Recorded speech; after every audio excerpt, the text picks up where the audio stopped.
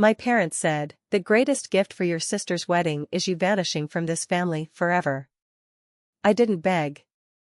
I just packed my things, grabbed the keys, stepped outside. The door closed behind me like a final full stop. The wedding day came. No flowers. No music. No food. Only panic. I am Genevieve. I am 28 years old. And my own mother told me that the greatest gift I could give my sister for her wedding was to vanish from the family forever.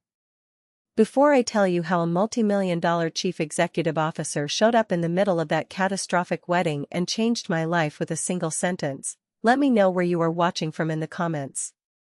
It is good to know you are out there. The sound of chaos is a strange thing. From the quiet of my car in the far corner of the parking lot, it was a muffled symphony of disaster. I could imagine the discordant notes, the confused chatter of 100 guests, the shrill, panicked questions, and above it all, the shrieking, furious voice of my sister, Loretta. It was the sound of a perfectly orchestrated world coming completely, beautifully undone. The sun was low in the sky, casting long shadows across the manicured lawns of the Grand Manor, the venue I had so carefully selected months ago. It was warm on my skin, a stark contrast to the core of ice that had formed in my chest. Inside that magnificent building, a wedding was supposed to be happening. Her wedding, the wedding I had planned, the wedding I had paid for. The wedding I had just single-handedly obliterated. I leaned my head back against the worn fabric of the driver's seat and closed my eyes, picturing the scene. The grand ballroom, which should have been filled with the scent of roses and roast chicken, would be stark and empty. The tables, which I had mapped out with military precision, would be bare. No white linens, no gleaming silverware, no custom floral centerpieces. The string quartet I had booked would be at home, their instruments silent. The caterers would be packing up their unused ingredients. My phone, lying on the passenger seat, was having a seizure. It buzzed and vibrated relentlessly. The screen lighting up in a frantic, predictable cycle. Mom. Dad. Loretta. Aunt Francine. Loretta again. It was a desperate digital scream for the person they had banished just last night. The fixer. The problem solver. The family janitor. But that person was no longer available. I could see them so clearly. My mother, Marjorie, her face a mask of horrified disbelief. Her social standing crumbling with every passing second. My father, Harlan, pale and useless, wringing his hands as he always did in a crisis. And Loretta, my golden girl sister, her beautiful face usually so smug and self-assured, would be contorted into a mask of pure impotent rage. And Julian, the groom. A part of me, a small lingering part, felt a pang of sympathy for him. He was collateral damage in a war he had not even known was being fought. They wanted me to vanish. A simple request delivered with the casual cruelty of a death sentence. So, I did. I vanished and I took their perfect day with me, pulling it down into the abyss right alongside me. My hand turned the key in the ignition. The old engine coughed, then settled into a familiar, comforting rumble. I did not look in the rearview mirror. There was nothing left for me back there. As I pulled out of the parking lot and onto the open road, the frantic buzzing of my phone faded into the background. For the first time in 28 years, I was not driving toward a problem I had to solve. I was driving away from one. I was driving toward an unknown future, leaving behind the smoldering ruins of my past. It was not supposed to end like this. But then again, they were the ones who lit the match. It started so much earlier than just one night. A long, slow burn of slights and sacrifices that all led to this final glorious explosion. To understand how a woman could dismantle her own sister's wedding, you have to understand what it was like to grow up as me in our house. There were 2 daughters. Loretta, the golden child, and Genevieve, the other one. Loretta was born with a spotlight attached to her. She was the charming one, the witty one, the one who looked good in the family Christmas photo. I was the one who made sure the camera had batteries. From as early as I can remember, our roles were defined. I remember a specific evening when I was 10 years old. Loretta was going to her middle school winter formal. My parents had spent weeks finding the perfect dress, a pale pink chiffon number that cost more than our monthly grocery budget. An hour before the dance, Loretta caught the hem on a nail protruding from her closet door. The fabric tore, a long, jagged rip right down the side. The screaming started immediately. She threw herself onto her bed, sobbing that her life was over. My mother was frantic, rushing around trying to find tape or a stapler, anything to fix it. My father stood in the doorway, completely paralyzed. I was the one who went to the kitchen drawer, pulled out the small sewing kit my grandmother had given me, and sat down on the floor next to Loretta. I told her to stand still. For 45 minutes, I carefully pinched the delicate fabric together, pushing the needle through, pulling the thread tight. The needle was sharp, and my hands were shaking. I pricked my finger deep, a bright drop of blood swelling up. I quickly put my finger in my mouth, terrified of staining her dress, and kept sewing with my other hand until the tear was practically invisible. When I tied the final knot and bit off the thread, Loretta did not even look at me. She spun around in the mirror, declared it was good enough, and ran downstairs where her date was waiting. She did not say thank you. My mother was too busy taking pictures to notice me standing at the top of the stairs, my finger throbbing. My father walked past me, clapped me on the shoulder, and said, "Good job, Genevieve. You are a practical one." It was meant as a compliment, but it felt like a label. A heavy, permanent brand pressed into my skin. Loretta was the star. I was the stagehand. She was meant to shine, and I was meant to fix the things that broke in the background. This dynamic only intensified as we got older. While Loretta was out setting records as the head cheerleader or being elected prom queen, I was the one who discovered a passion for how things worked. Not just torn dresses, but systems. Specifically, the teetering, often chaotic system of our family's business, Harlan's Market. It was a decent little store, a fixture in our community. My father ran it with his heart, but not always with his head. He trusted people too much. He let tabs run too long. He ordered stock based on what he liked to eat, rather than what actually sold. By the time I was 16, I was unofficially balancing the books at the kitchen table late at night. I was creating the weekly staff schedules, and figuring out why the produce was spoiling a day faster than it should. I remember one brutal winter when I was in college, home for Christmas break. The weather forecasters had been warning about a storm for days, but my father waved it off as media panic. The blizzard hit on a Tuesday evening, burying the town in 3 feet of snow. The wind howled like a wild animal, rattling the windows of our house. And then, everything went black. The power went out. I immediately thought of the store. Our store's ancient generator, the one my dad had been meaning to replace for 5 years, was notoriously unreliable. If it failed to kick on, we had tens of thousands of dollars worth of frozen and refrigerated goods that were about to become a catastrophic loss. A loss that Harlan's Market could not survive. My father was in a state of pure panic. He paced the living room by the light of a single flashlight, muttering about insurance and ruin. My mother, Marjorie, was lighting decorative candles and crying softly into a tissue, completely paralyzed by the stress. Loretta, home from her fancy university where her entire college fund had been spent without a second thought, was sitting on the couch complaining loudly. "I cannot believe the internet is down," she whined, staring at her phone screen. "I was supposed to video chat with my friends. This is so unfair. This town is a nightmare." Nobody moved. Nobody offered a solution. So, I went to the hall closet. I pulled on 2 pairs of thermal pants, my heaviest wool sweater, my winter coat, a scarf, a hat, and my thickest boots. I grabbed the heavy-duty flashlight from the kitchen drawer and headed for the front door. I waded through the snow to the store. It was only 6 blocks away, but the wind was so strong it felt like walking through a solid wall of ice. When I finally unlocked the front doors of Harlan's Market, the silence inside was terrifying. The hum of the refrigerators was gone. The generator had not started.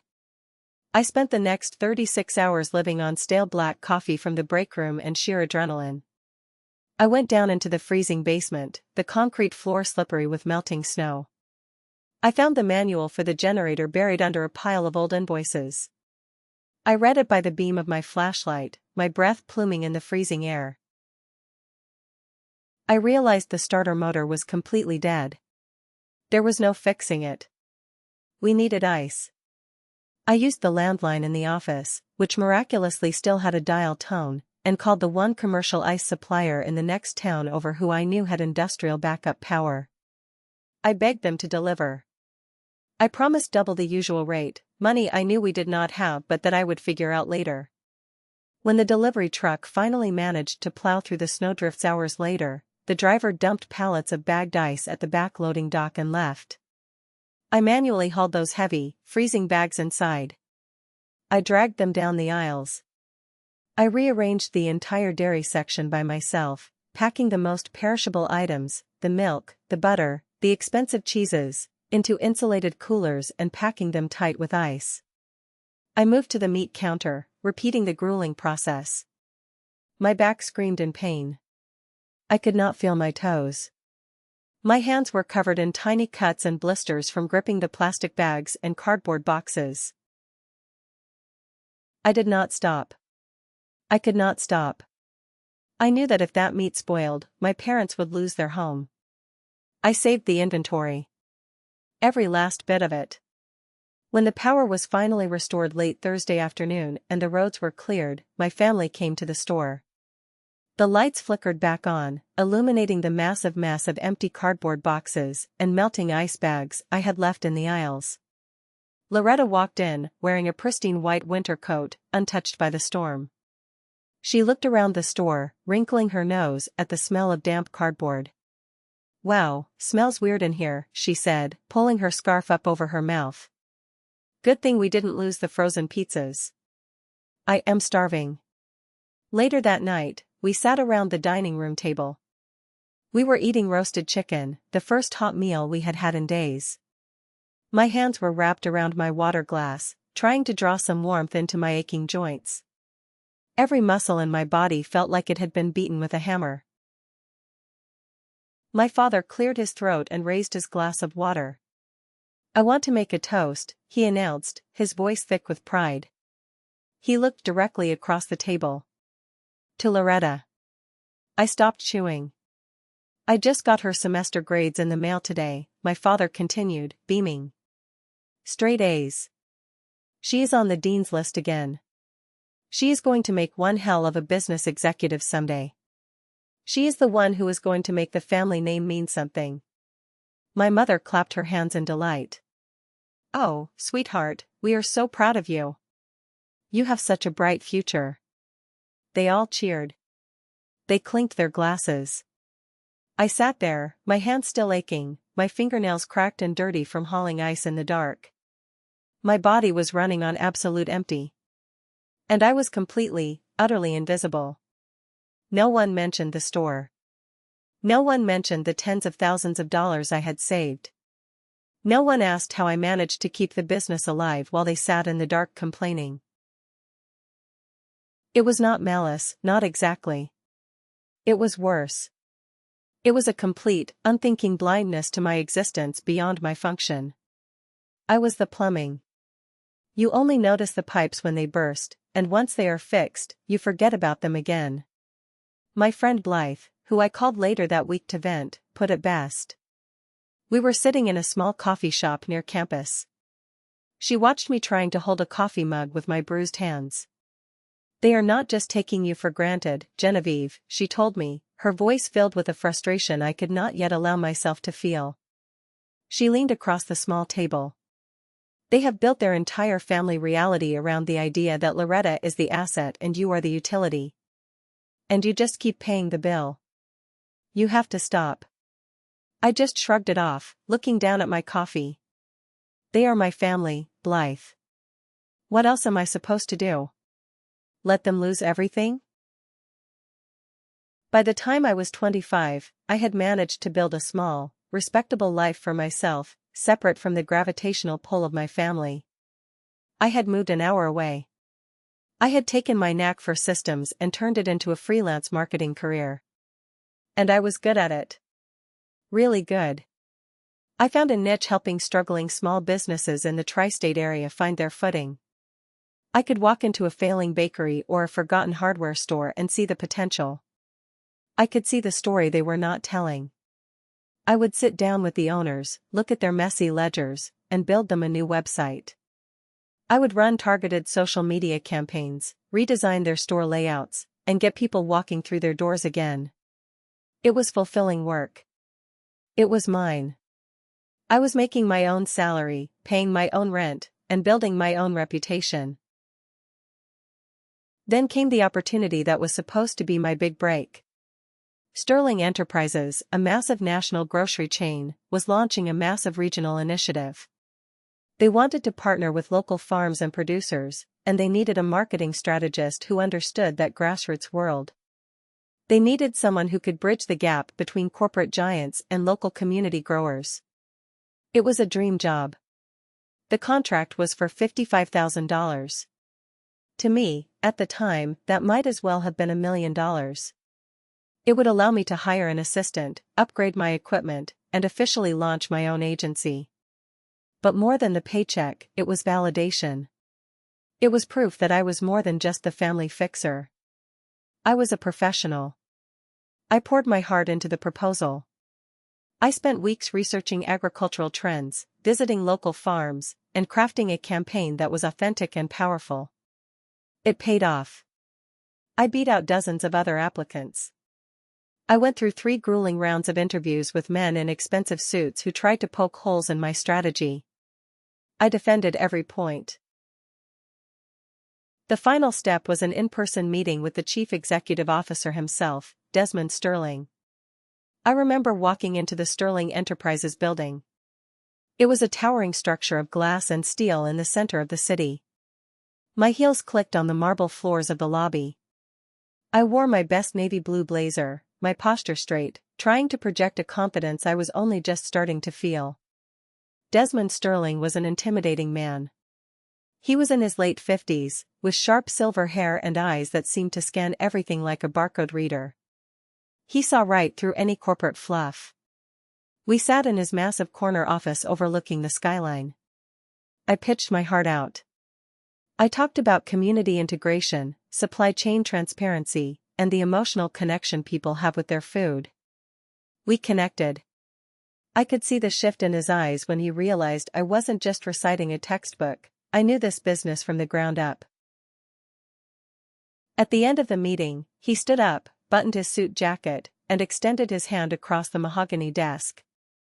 "You have a sharp mind, Ms. Genevieve. You see the angles most people miss. We will be in touch soon. Very soon." I walked out of that skyscraper feeling 10 feet tall. I rode the elevator down to the lobby with a massive smile on my face. The sun was shining. I was on the brink of everything I had ever wanted.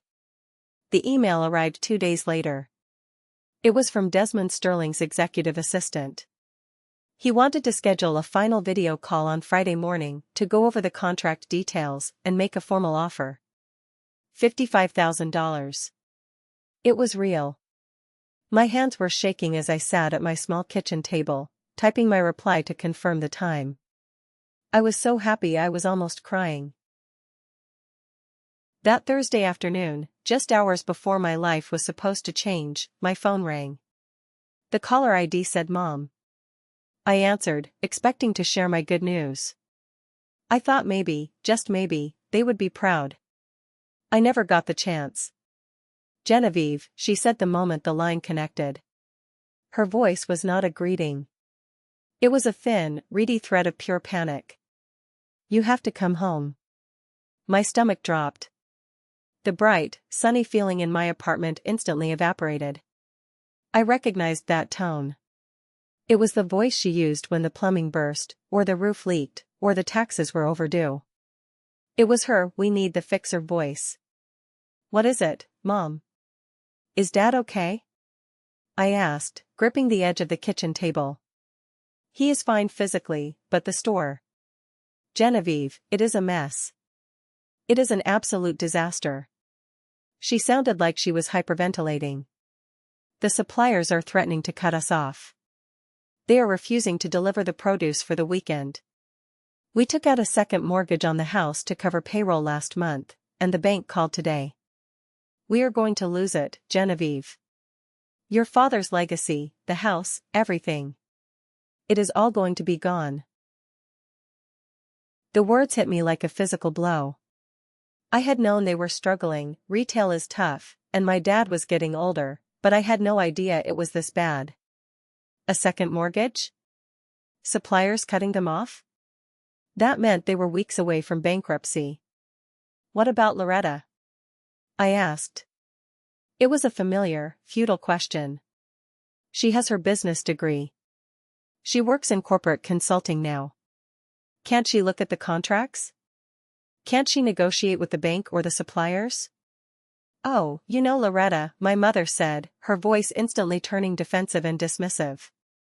She is building her career at that big firm. She is on a fast track for a promotion.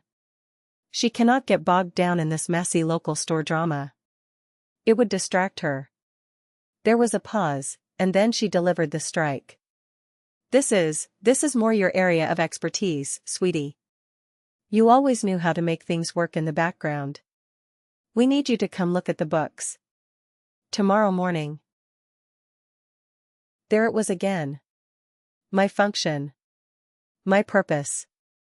I looked at my laptop screen. The email from Sterling Enterprises was still open. The promise of my future, shimmering right in front of me. Tomorrow morning at 10 a.m., I was supposed to secure my independence. Then I looked at the phone in my hand. The call from a past that refused to let me go. I told my mother I would call her back and hung up. I sat in silence for a long time. I called Blythe. Do not do it, Jen, Blythe said immediately, her voice fierce over the phone. I swear to God, do not do it. This is your chance. You earned this contract. They made their bed, let them lie in it. Loretta has a degree, let her fix it. They are going to lose the house, Blythe, I whispered, tears blurring my vision. My father's face, he will not survive the shame of going bankrupt. My mind was a battlefield. My dream versus their reality. My future versus their past. My $55,000 contract versus the roof over my parents' heads. It was no contest, really. I had been trained for this my whole life. I was conditioned to drop everything the moment they needed me. With a heart that felt like a block of solid lead, I sat down at my laptop and composed the hardest email of my life. I wrote to Desmond Sterling's assistant. My fingers were stiff and cold on the keyboard. I withdrew my name from consideration, stating I had a sudden, severe family emergency that required my full-time attention for the foreseeable future. I apologized for the inconvenience. I gave no other details. I just hovered my mouse over the send button for a full minute, crying silently, and then I clicked it. I watched my future evaporate into the digital ether. 2 days later, I was back in my hometown. I was not standing in a sleek corporate boardroom shaking hands with a CEO. I was standing in the bleak, dusty backroom of a failing grocery store, staring at stacks of unpaid invoices. The room smelled like old paper and stale coffee. The weight of my family's world was squarely back on my shoulders. The next 18 months were a brutal, relentless grind. I moved out of my apartment and back into my childhood bedroom to save money. I treated the rescue of Harlan's Market like a military campaign. I woke up at 4 a.m. every single day.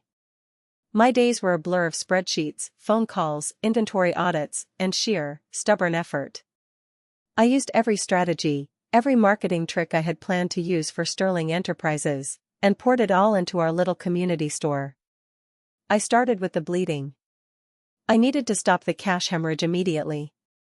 I gathered all the financial documents and spent 3 days locked in the back office. Then, I set up face-to-face meetings with every single one of our suppliers. These were men and women my father had known for decades, people he considered friends. But relationships do not pay the bills.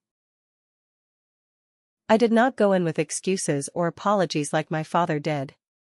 I went in with a hard plan. I sat across from Mr. Henderson, our main produce supplier and a notoriously tough old man who chewed on unlit cigars. My father owed him thousands. I slid a binder across his desk. "I am not asking for charity, Mr. Henderson," I said, looking him dead in the eye. "I am asking for time. In this folder is my new marketing strategy, my revised sales projections, and a list of brutal cost-cutting measures I implemented this morning. We are dropping 20% of our slow-moving inventory. I am laying off 2 part-time staff. I am taking over the accounting myself." He flipped through the pages, his bushy eyebrows raised. I was brutally honest about our situation, but I laid out a clear, step-by-step path back to solvency. I asked for extended payment terms and smaller, more frequent orders to manage our cash flow. Mr. Henderson listened to my entire pitch. He closed the binder, looked me up and down, and grunted. "Your old man should have handed you the reins 10 years ago, Genevieve. You have got a deal. I will keep the trucks coming. But my contract is with you now. Not him. If you miss a payment, I am done." "I will not miss a payment," I promised. Next, I went after the customers. Harlan's market had gotten stale. It looked tired. The lighting was bad, the signage was faded. I orchestrated a complete, zero-budget rebranding. I stayed up until 2 a.m. designing a new, modern logo on my laptop. I painted the front of the store myself on a Sunday when we were closed. I launched a Shop Local, Eat Fresh campaign on social media. I used my skills to feature the stories of the local farmers we worked with, like Mr. Henderson. I posted pictures of the fresh produce, highlighting the community connection. I started a weekly email newsletter with recipes using our on-sale items. I organized a weekend tasting event right on the sidewalk outside the store. I baked bread myself, sliced up local cheeses, and handed out samples. I talked to every person who walked by. It was exhausting. I was living on coffee and anxiety. But slowly, then all at once, the tide began to turn. The strategy worked. The store started to feel alive again. The aisles were busy on Saturday mornings. The cash register, which had been collecting dust, began to ring consistently. Within 12 months, we had paid off all our supplier debts. We caught up on the mortgage. By the end of the 18th month, our quarterly report showed we were more profitable than the store had been in a decade. I had done it. I had pulled my family back from the absolute brink of ruin. I had sacrificed my $55,000 dream, my independence, and 1.5 years of my youth, but I had saved my family's legacy. As I printed out that final profit and loss statement, I felt a deep, bone-weary satisfaction. I looked at the black numbers on the page. Proof.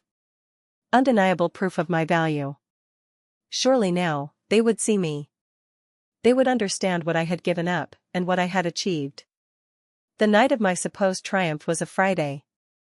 My mother had invited everyone over for a family dinner to celebrate the new financial quarter. She cooked a massive pot roast, my father's favorite.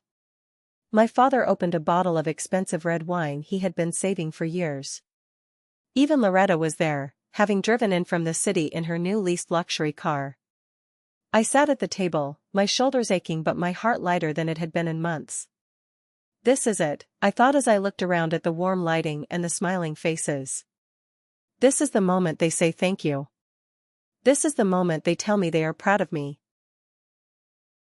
My father stood up at the head of the table. He picked up his wine glass. My heart hammered against my ribs. "As you all know," he began, his voice thick with emotion, looking around the table. "The last 1.5 years has been a terrible roller coaster. We were staring down the barrel of losing everything. But, by the grace of God, we have come through it stronger than ever." He smiled a wide, proud grin. I leaned forward slightly, ready to receive the acknowledgement. The store is thriving again, he said. And it is time to secure its future. Marjorie and I are getting older. We cannot manage the stress anymore. He paused for dramatic effect. That is why your mother and I have decided to officially hand over the title and the executive management of Harlan's Market to Loretta. The wine glass in my hand felt suddenly heavy, like it was made of lead. The air rushed from my lungs in a silent, violent exhale. I stared at him. I must have misheard. The buzzing in my ears was deafening. I looked around the table. My mother was beaming, clapping her hands together softly. Oh, darling, it is going to be wonderful. And Loretta. Loretta was sitting there looking magnanimous, like a benevolent queen accepting her rightful crown. She took a sip of her wine and smiled modestly. What? The word fell out of my mouth. It was a weak croak. The entire table stopped and looked at me. My mother frowned, her joyful expression shifting instantly to annoyance. It is the logical choice, Genevieve, my mother said gently, using the tone one uses when explaining something simple to a slow child.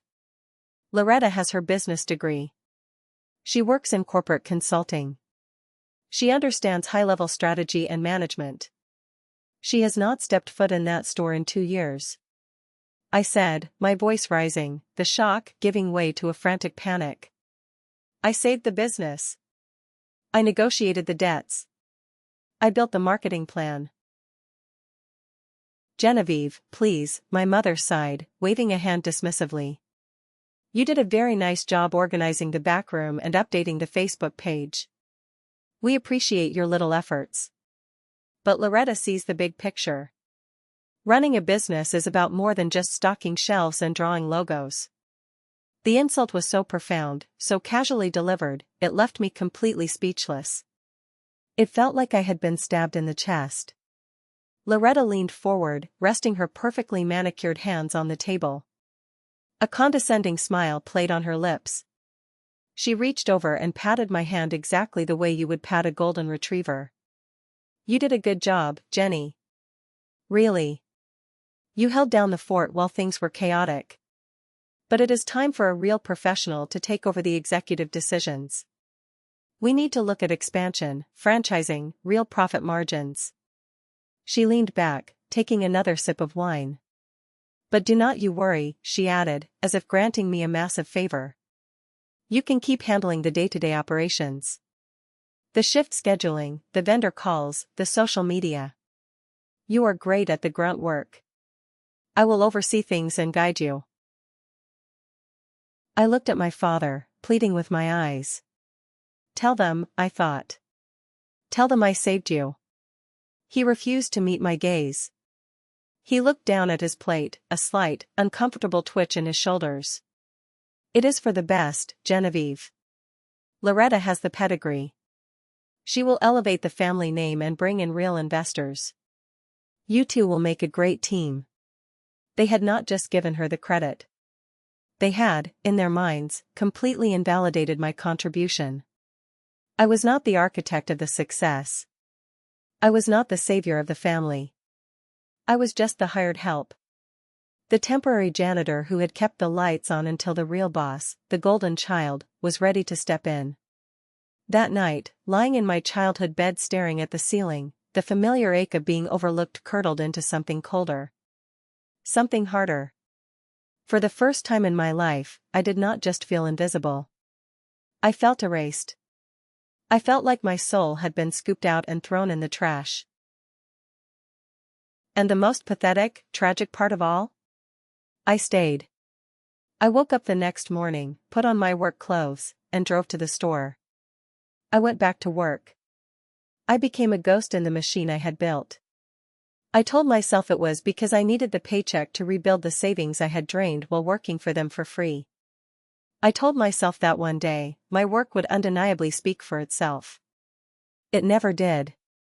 Another 2 years slipped by in a haze of quiet resentment and early mornings. I ran Harlan's Market entirely. I managed the inventory, handled the disgruntled staff, pacified the suppliers, and balanced the books with a quiet, desperate efficiency. I worked 60 hours a week. I made sure every display was perfect. Because of my work, Loretta looked like an absolute genius. She would breeze into the store on a Friday afternoon, wearing designer clothes that smelled of expensive perfume. She would walk through the aisles, critique a display I had spent hours building, clap a few cashiers on the back, and then go sit in the back office. She would review the profit spreadsheets I had generated, sign a few vendor checks with a flourish, and then take the folder to Sunday dinner to present the week's record sales to my parents as her own victory. I was her ghostwriter.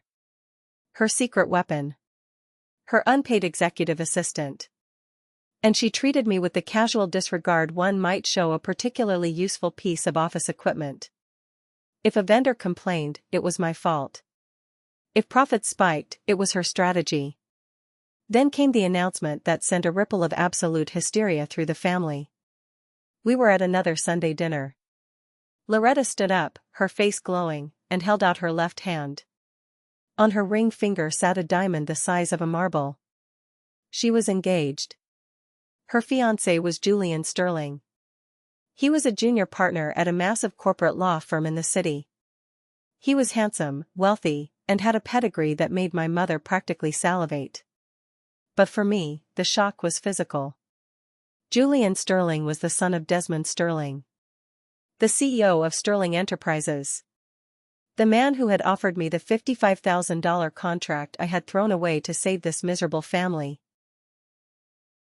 The irony was so thick I could have choked on it right there at the dinner table. My sister was marrying into the empire I had sacrificed my place in. Of course, the wedding had to be the social event of the decade. It was the ultimate chance for my parents to show off their successful, brilliant daughter and her incredibly wealthy, well-connected groom. My mother immediately began buying bridal magazines by the dozens. And in a move of stunning, almost comical predictability, they turned to me to make it happen. I was stocking the dairy cooler one Tuesday afternoon, my hands freezing as I rotated milk cartons, when my mother cornered me. "Genevieve, darling," she said, her voice dripping with artificial sweetness. She linked her arm through mine. "I have the most wonderful idea. You simply must be the official wedding planner for Loretta's big day." I stopped rotating the milk. "Me? Mom, I work 60 hours a week here." "Oh, nonsense, you manage your time so well," she brushed my concern away. "You are the only one in the family with the head for details and spreadsheets and budgets. Julian is a lawyer, he works insane hours. And Loretta, well, Loretta is just far too busy managing the high-level strategy for the store and preparing for her new life. She cannot be bothered with calling florists and comparing linen prices." She leaned in closer. "Julian's family is handling the rehearsal dinner, and we must make sure the actual wedding is flawless to impress them. It would be such a tremendous help to the family, Genevieve. You know how to get things done cheaply." It was the exact same song she had sung my entire life. The work was too menial for the golden child, but the glory was reserved entirely for her. A sane person would have laughed in her face. A sane person would have told her to hire a professional wedding planner. A sane person would have walked out of the dairy cooler and never come back. But a small, stupid, stubbornly hopeful part of my heart saw this as a final, desperate chance. Maybe this time it would be different. This was not about the grocery store. This was not about business. This was a highly personal family event. It was about love. If I could execute this flawlessly, if I could give Loretta and her wealthy groom the perfect day, then surely they would have no choice but to acknowledge me. They would have to thank me in front of everyone. They would finally, truly see my value. So, I looked at my mother and said, "Yes. I will do it. I would be honored." The lie tasted like ash in my mouth. I approached the wedding planning like a massive corporate project. I created color-coded spreadsheets. I made detailed timelines extending 6 months out. I researched venues, caterers, and vendors with the tenacity of a private detective trying to crack a case. I sat down with Loretta and Julian in Julian's pristine, minimalist apartment to understand their vision. The meeting mostly consisted of Loretta flipping through glossy issues of Vogue weddings, pointing at pictures of celebrity events, and saying, "I want exactly that, but bigger." Julian mostly checked his phone and nodded at whatever she said. "Just make her happy, Genevieve," he told me, handing me a credit card for the initial small deposits. The budget was the first massive hurdle. My parents, wanting to appear affluent but actually still recovering financially despite the store's success, magnanimously offered $20,000 for the entire event. It was a decent amount for a normal wedding, but not nearly enough for the kind of statement gala Loretta had in her head. She wanted a historic mansion, a 5-course plated dinner, and a live band. When the initial quotes started coming in closer to $45,000, I called a family meeting in my parents' living room. I handed out printed copies of the budget breakdowns. "The math does not work," I explained, pointing to the numbers. "If Loretta wants the Grand Manor venue and the premium catering package, we are $25,000 short. We have to compromise. We can look at a nice country club, or we can do a buffet instead of a plated dinner." My father balked at the spreadsheet, tossing it onto the coffee table. "We are not doing a buffet, Genevieve. The Sterlings are coming. We are not feeding a CEO out of chafing dishes." Loretta scoffed, crossing her arms and glaring at me. "I am not getting married at a cheap country club. Julian's friends are all junior partners. This has to be perfect. You are the planner, General, figure it out. Negotiate better. That is what you are supposed to be good at.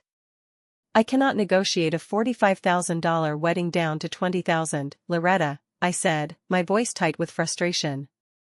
"It is mathematically impossible. Unless Dad wants to increase the budget?"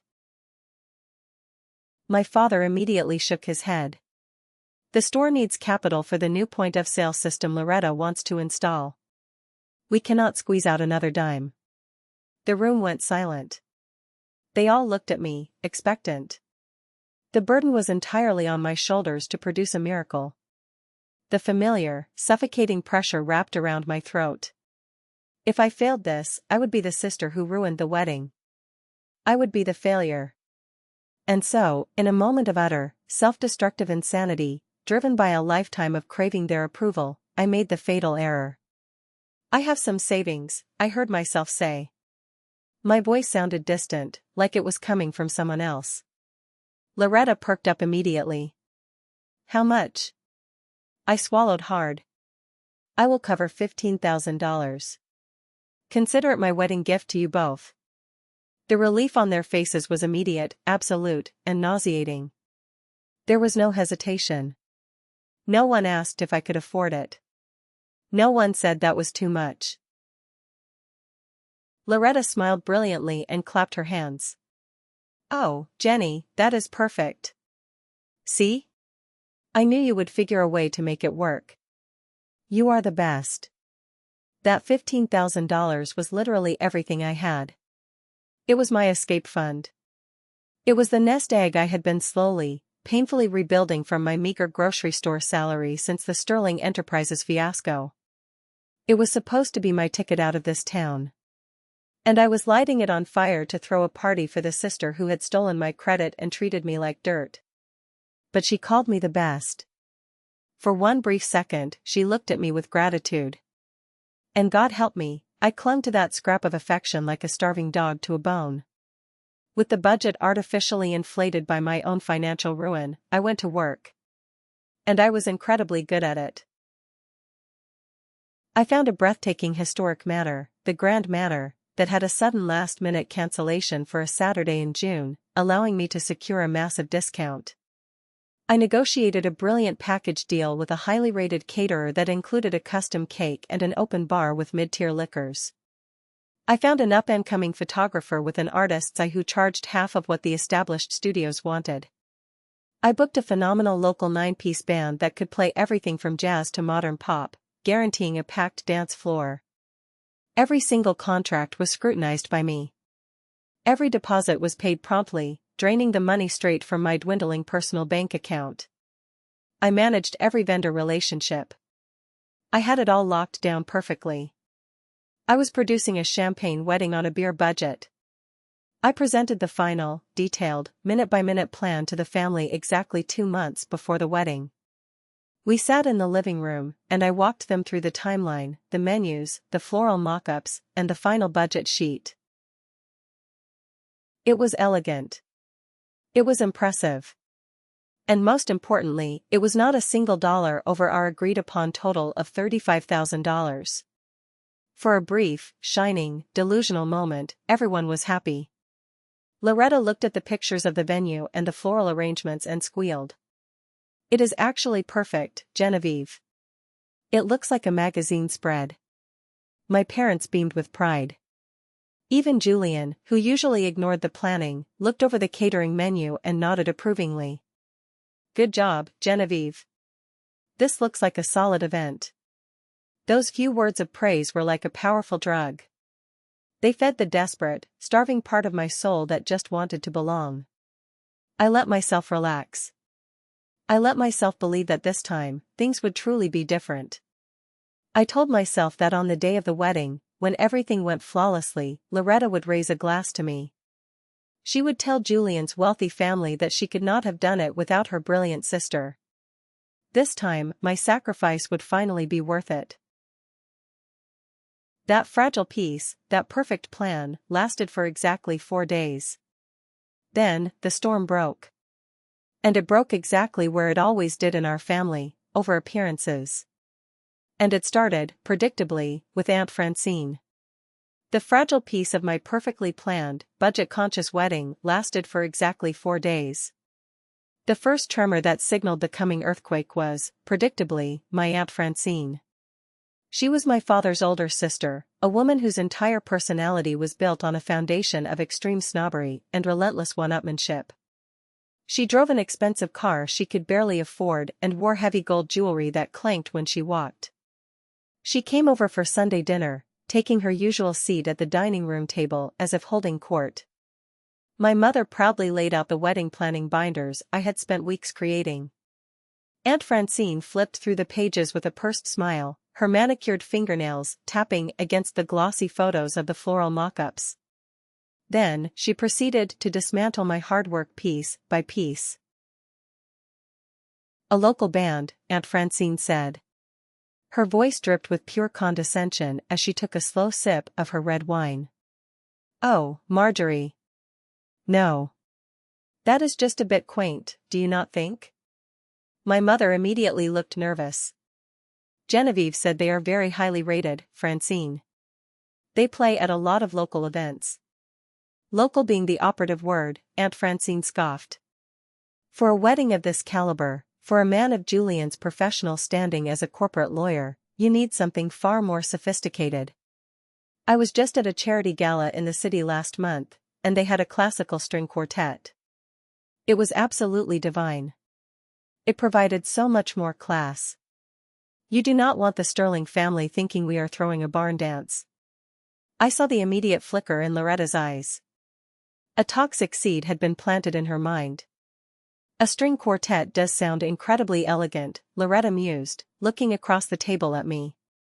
Her tone was casual, but her eyes were demanding.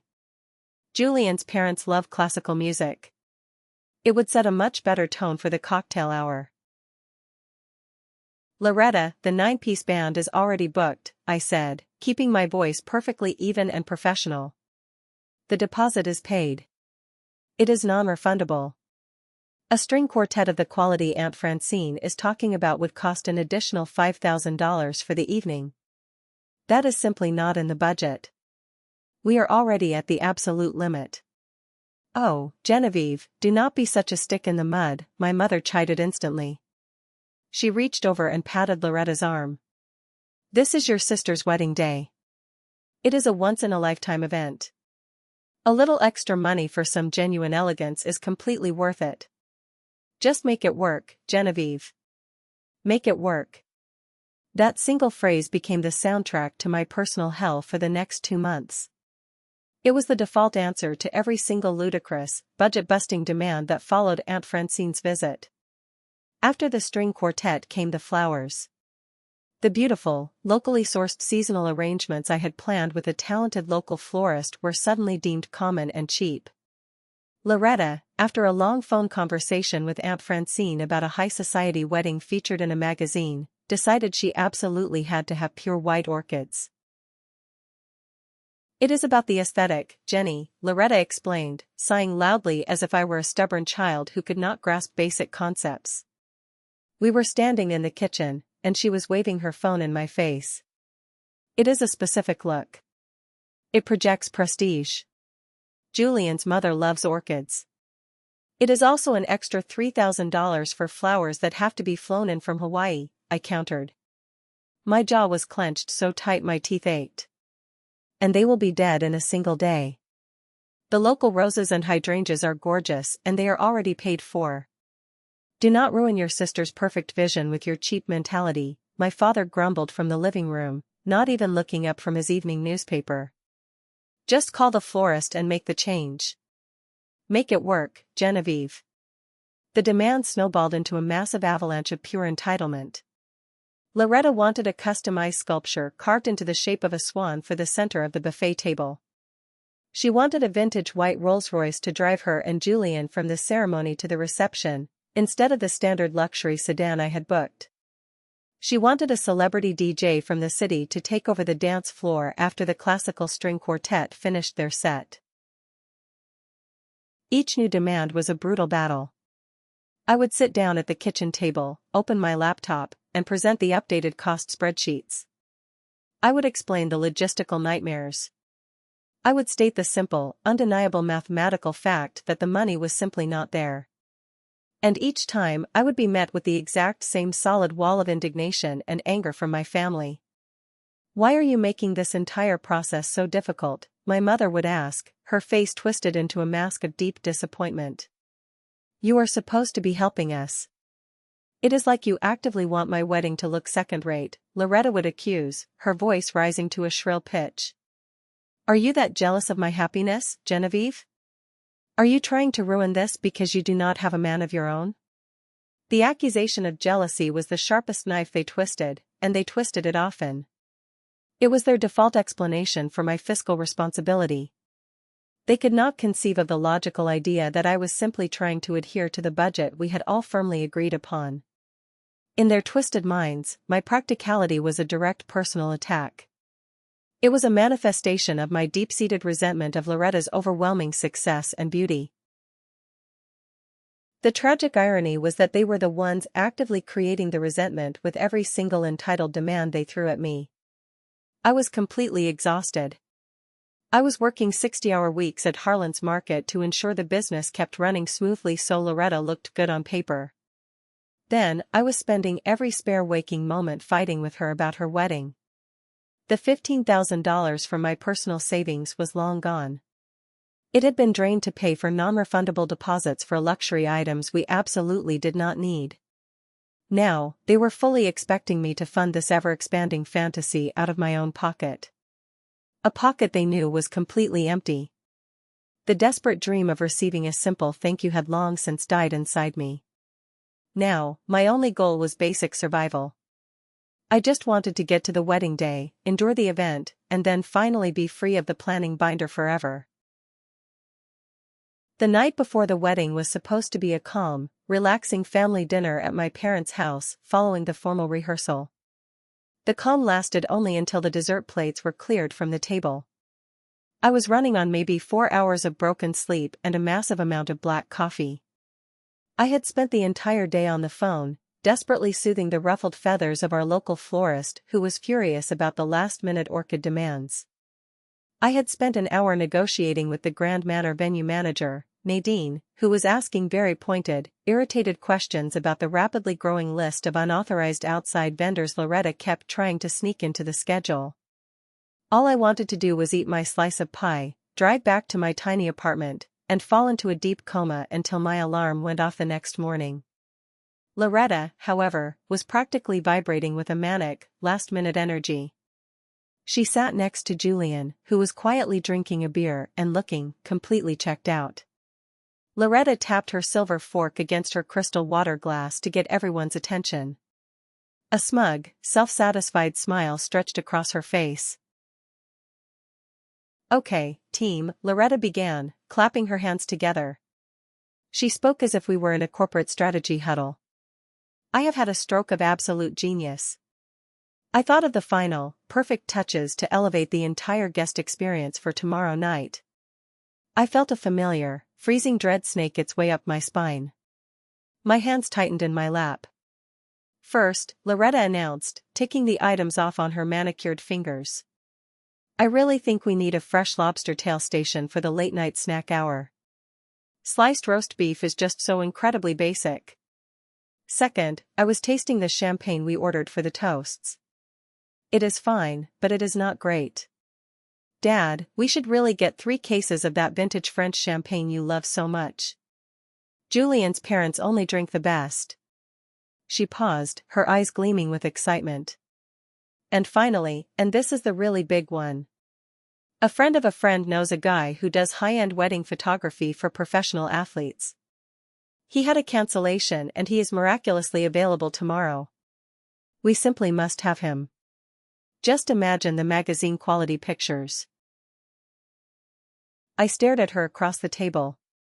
My tired mind struggled to fully process the sheer, breathtaking audacity of what she was asking. It was not just one small demand.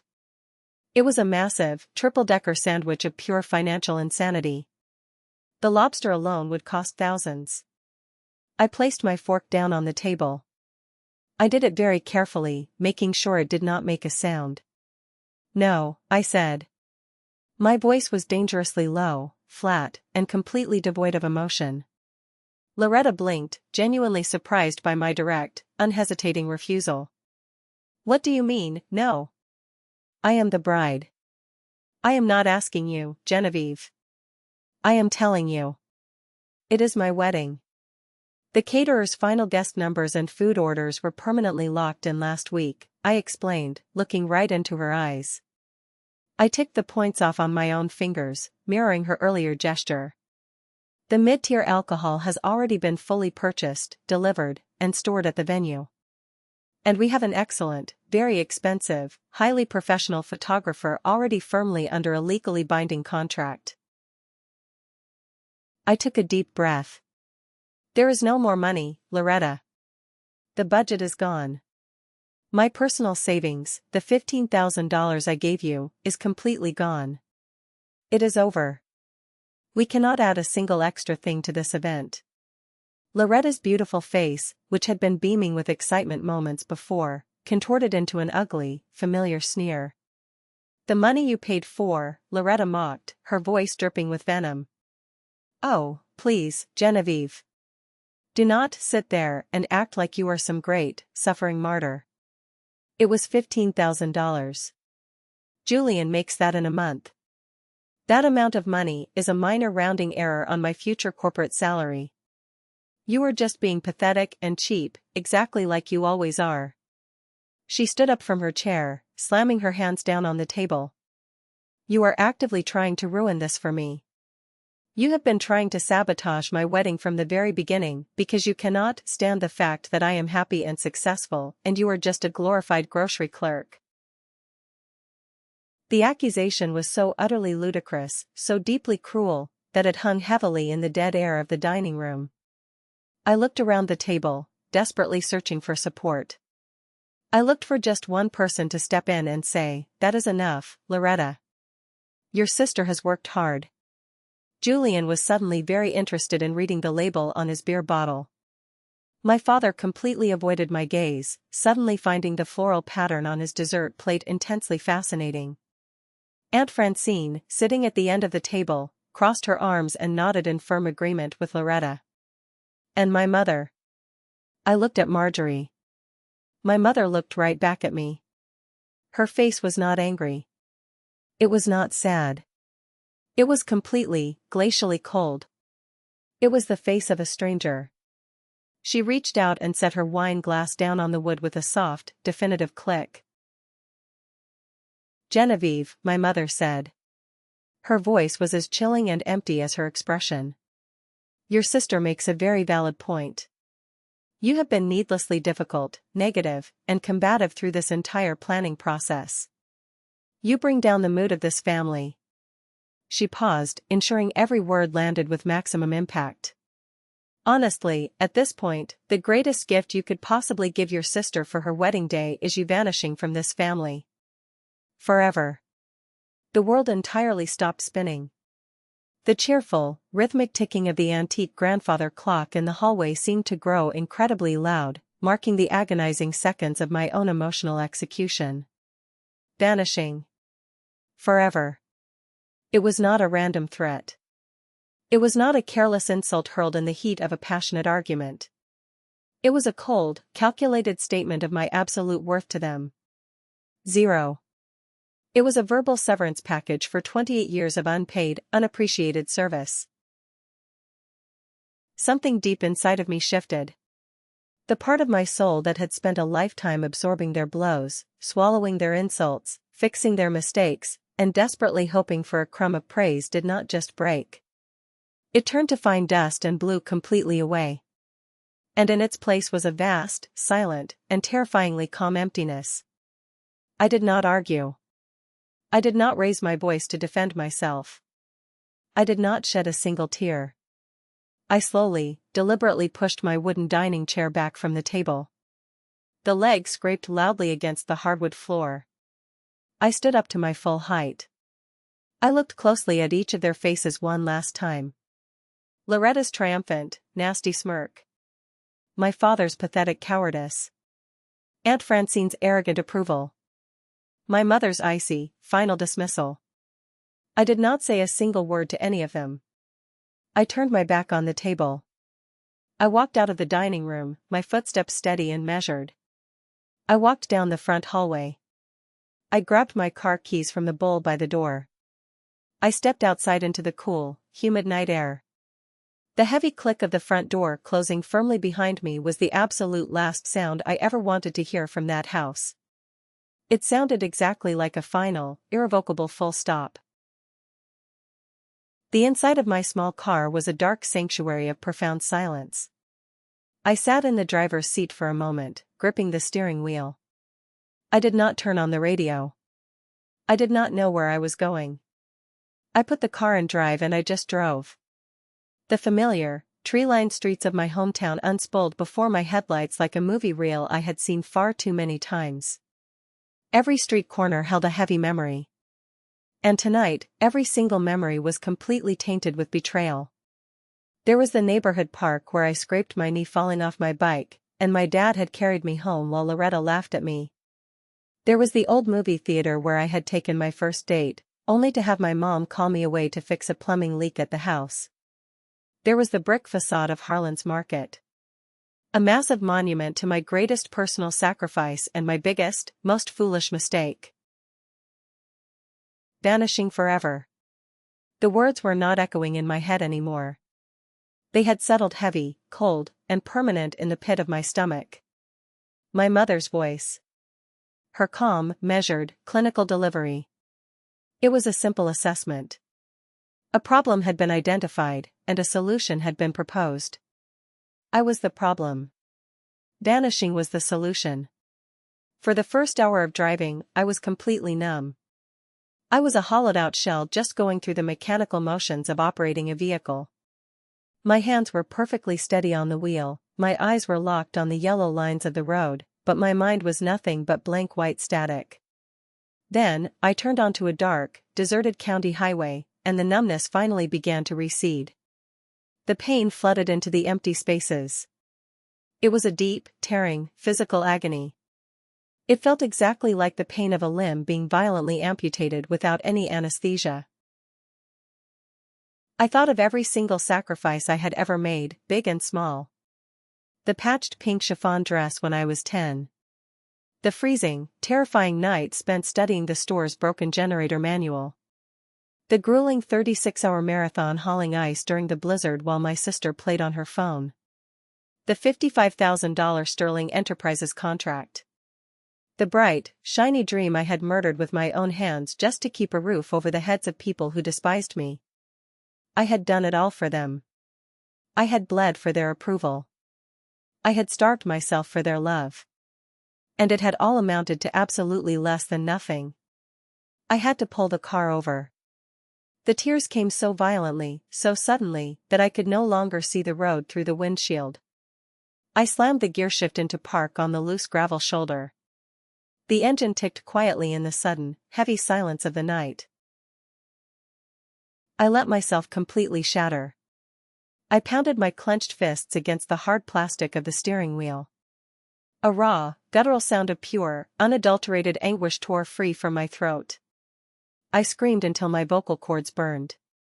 It was the sound of a lifetime of being entirely invisible. Of being the second-best daughter. Of being the highly useful, entirely disposable child. I wept bitterly for the little girl who just wanted her parents to be proud of her drawing, and I wept for the grown woman who had finally, truly realized they never, ever would be. The emotional storm eventually passed.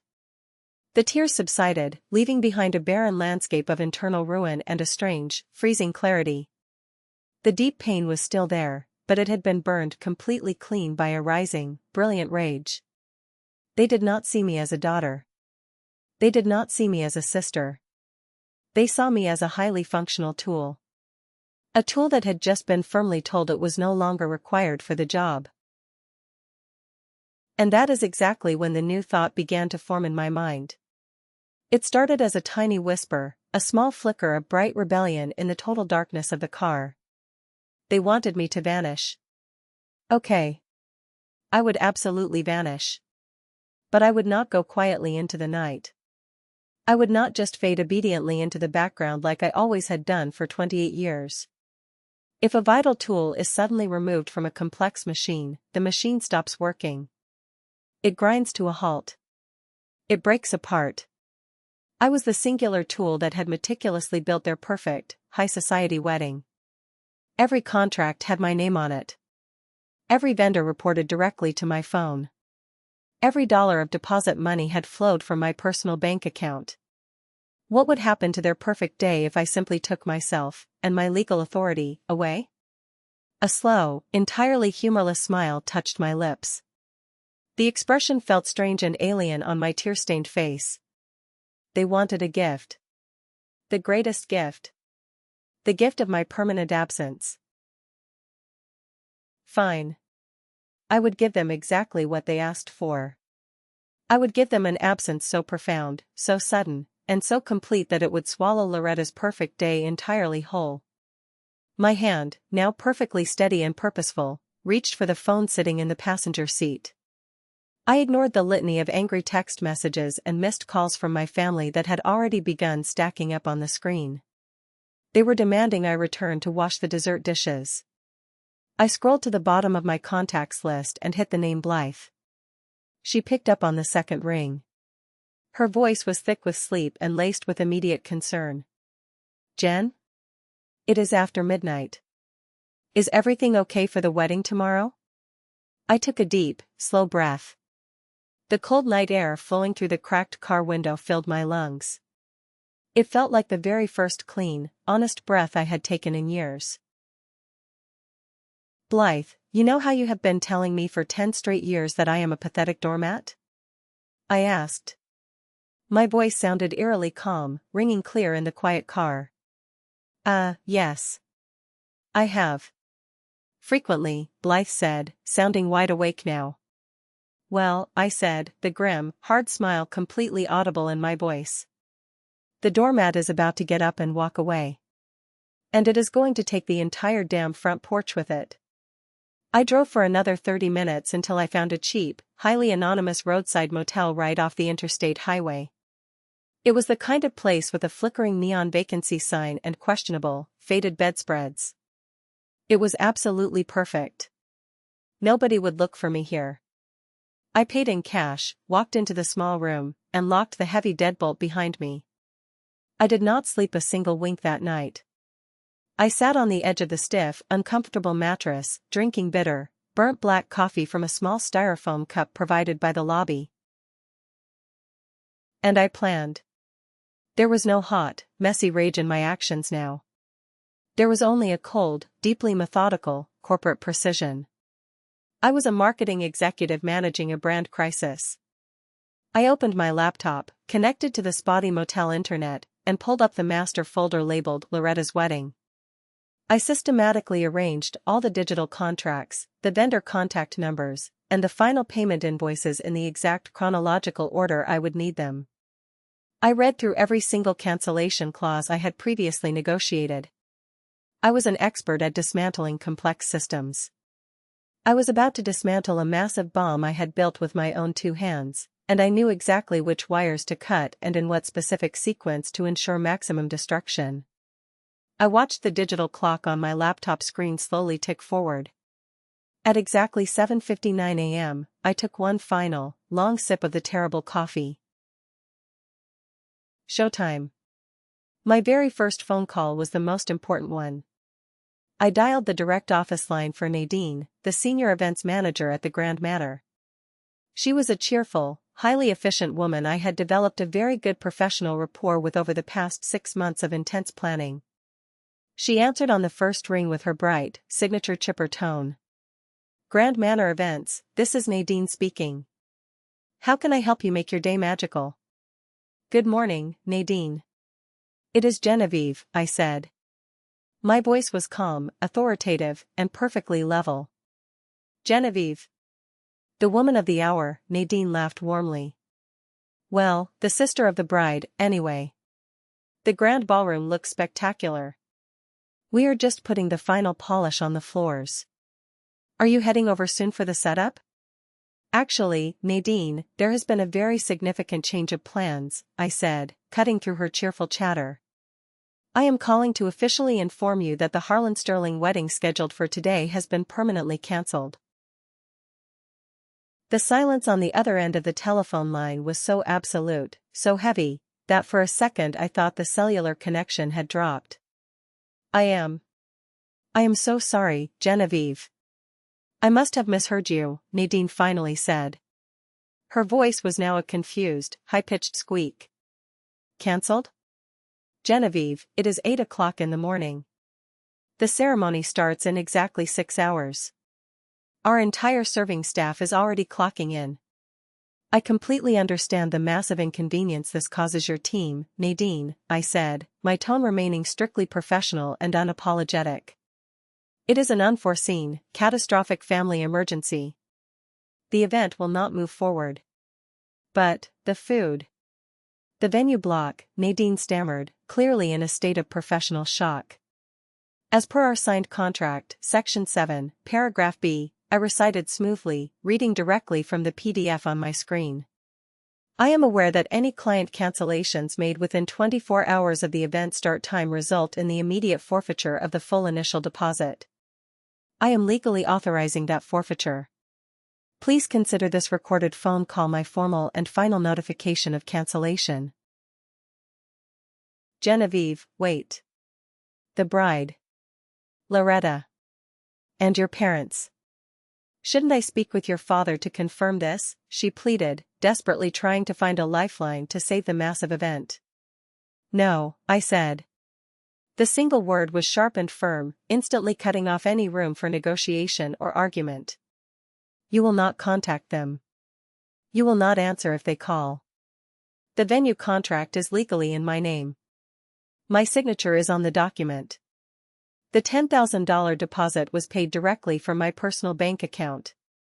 The legal decision is entirely mine. The event is cancelled.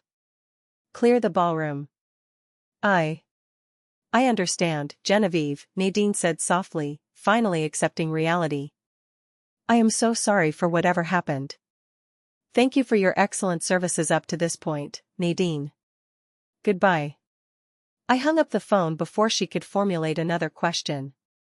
My heart was pounding wildly against my ribs, but it was not pounding with fear or anxiety. It was a massive thrill. It was a surging, electric rush of pure, unadulterated control. I was finally driving the bus. The next call on my list was to the executive caterer, a gruff but fair man named Sal who ran the best kitchen in the county. I delivered the exact same, clinical speech. Sal let out a long, low whistle through his teeth. Wow, kid. Calling it off on the morning of? That is ice cold. But hey, your name is on the dotted line. You paid the $5,000 food deposit. It is your call to make. I guess there is going to be a whole lot of extra roast chicken and fancy appetizers for my prep staff to take home to their families this weekend. The lead florist, a high-strung artist named Julianne, was far more dramatic when I broke the news. But Genevieve. The centerpieces. The massive floral archway. I have 5 freelancers currently trimming thousands of white roses.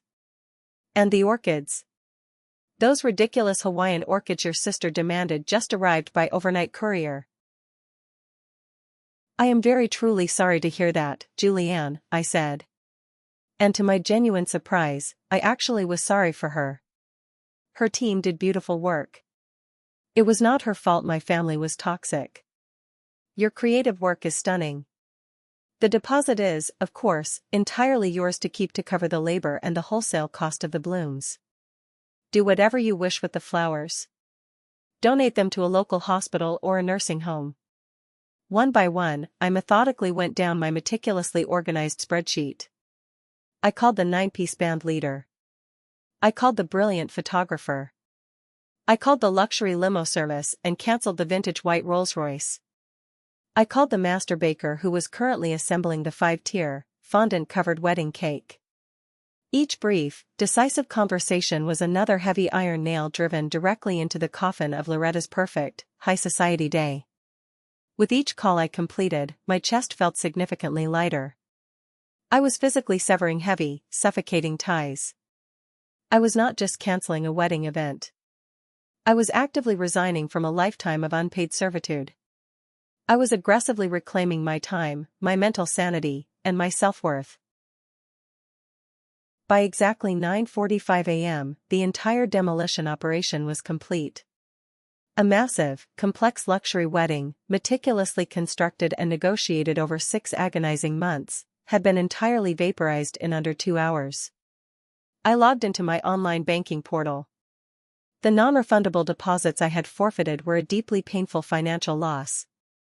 Nearly $8,000 of my hard-earned savings were gone forever.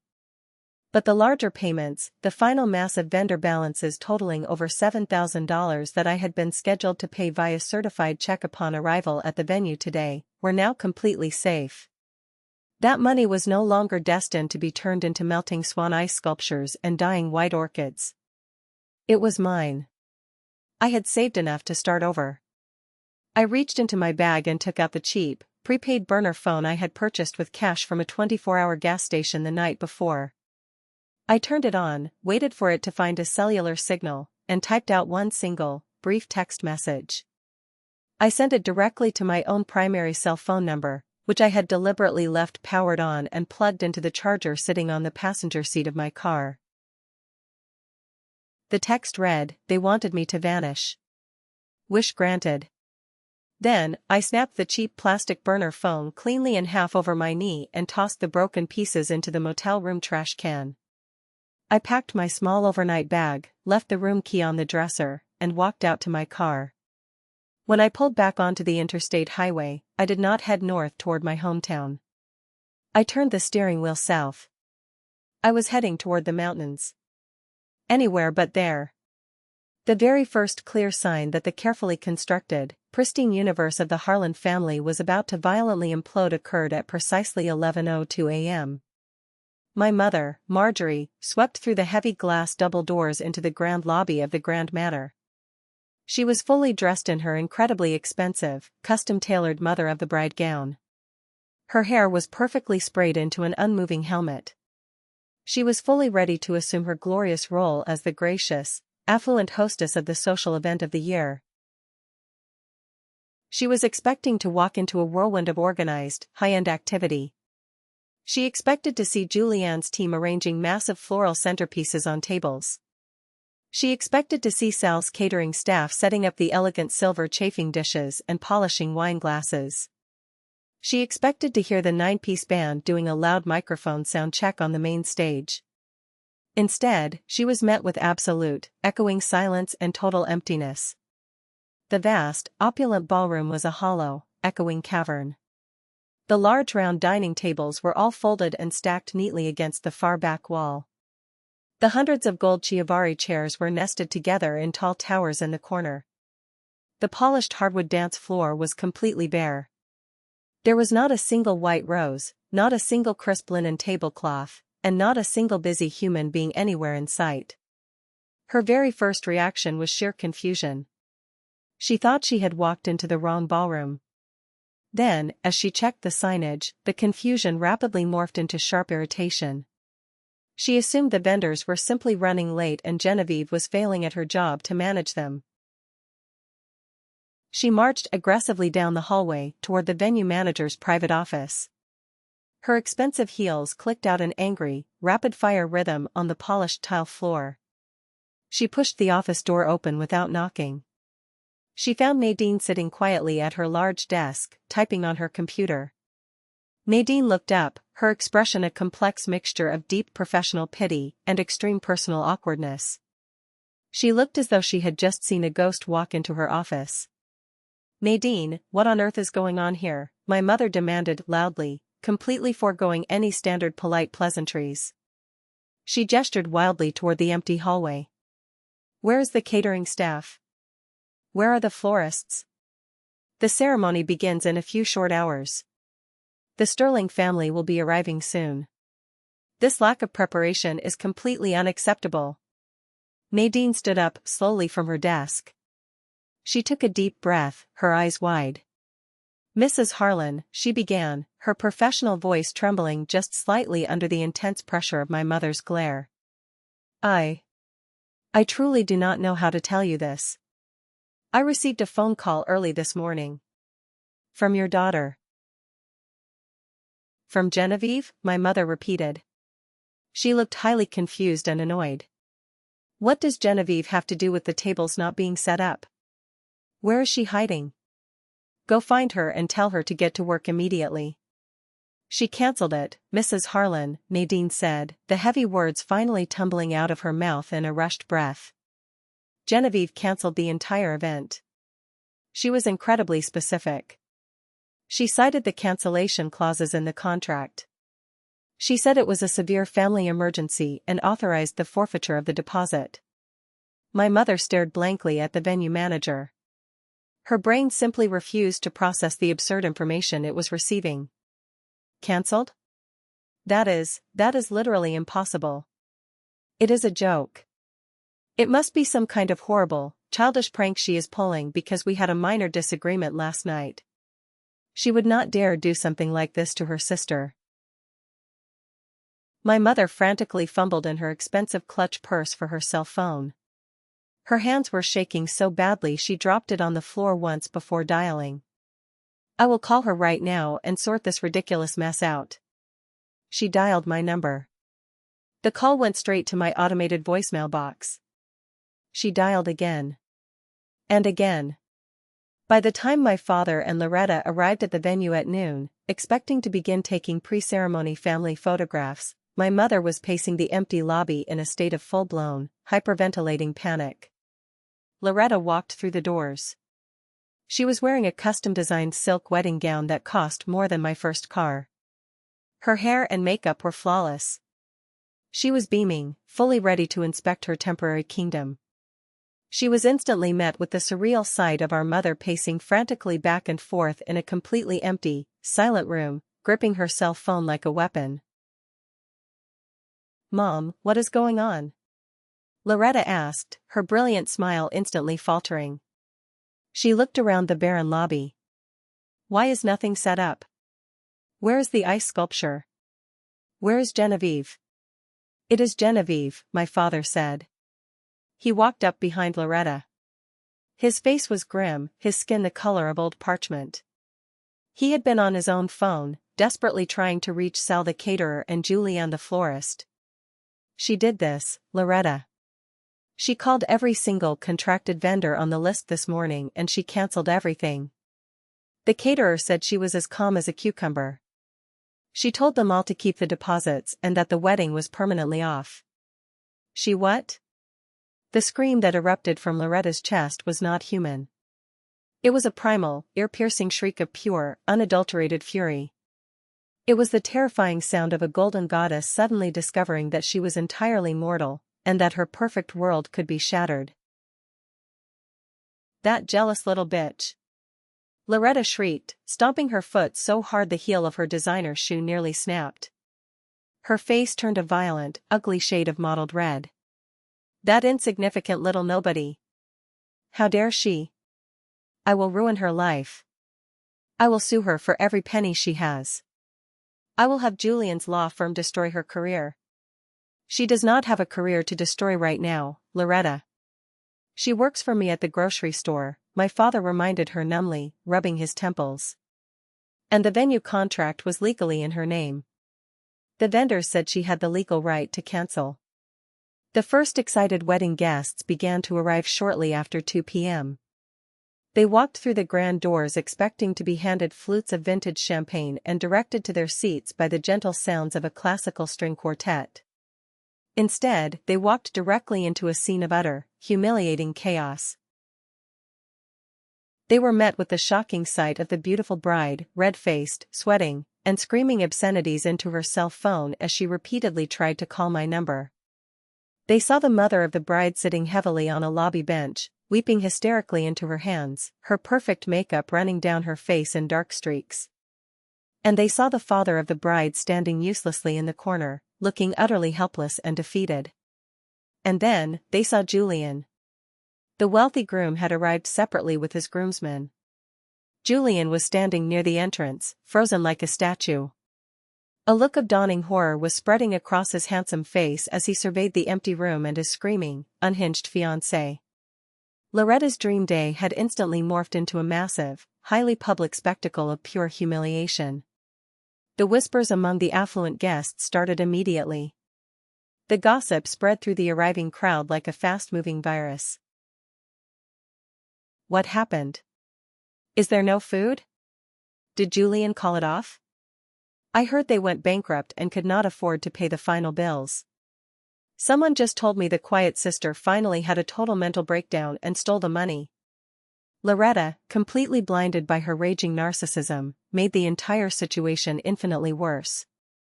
Instead of retreating with dignity, she tried to aggressively bully the venue staff into action. She marched up to the front desk and slammed her hands down. I do not care what my psychotic sister said on the phone. Loretta screamed at a terrified young receptionist. I am the bride. This is my wedding. You go into the back room and you get some tables out here right now. Order 50 pizzas if you have to. Play some music over the loudspeakers. Do your jobs. Nadine, the senior manager, having finally exhausted her deep well of professional patience, stepped out of her office and confronted my sister directly in front of the whispering crowd of guests. Ms. Harlan, Nadine said, her voice projecting clearly across the lobby.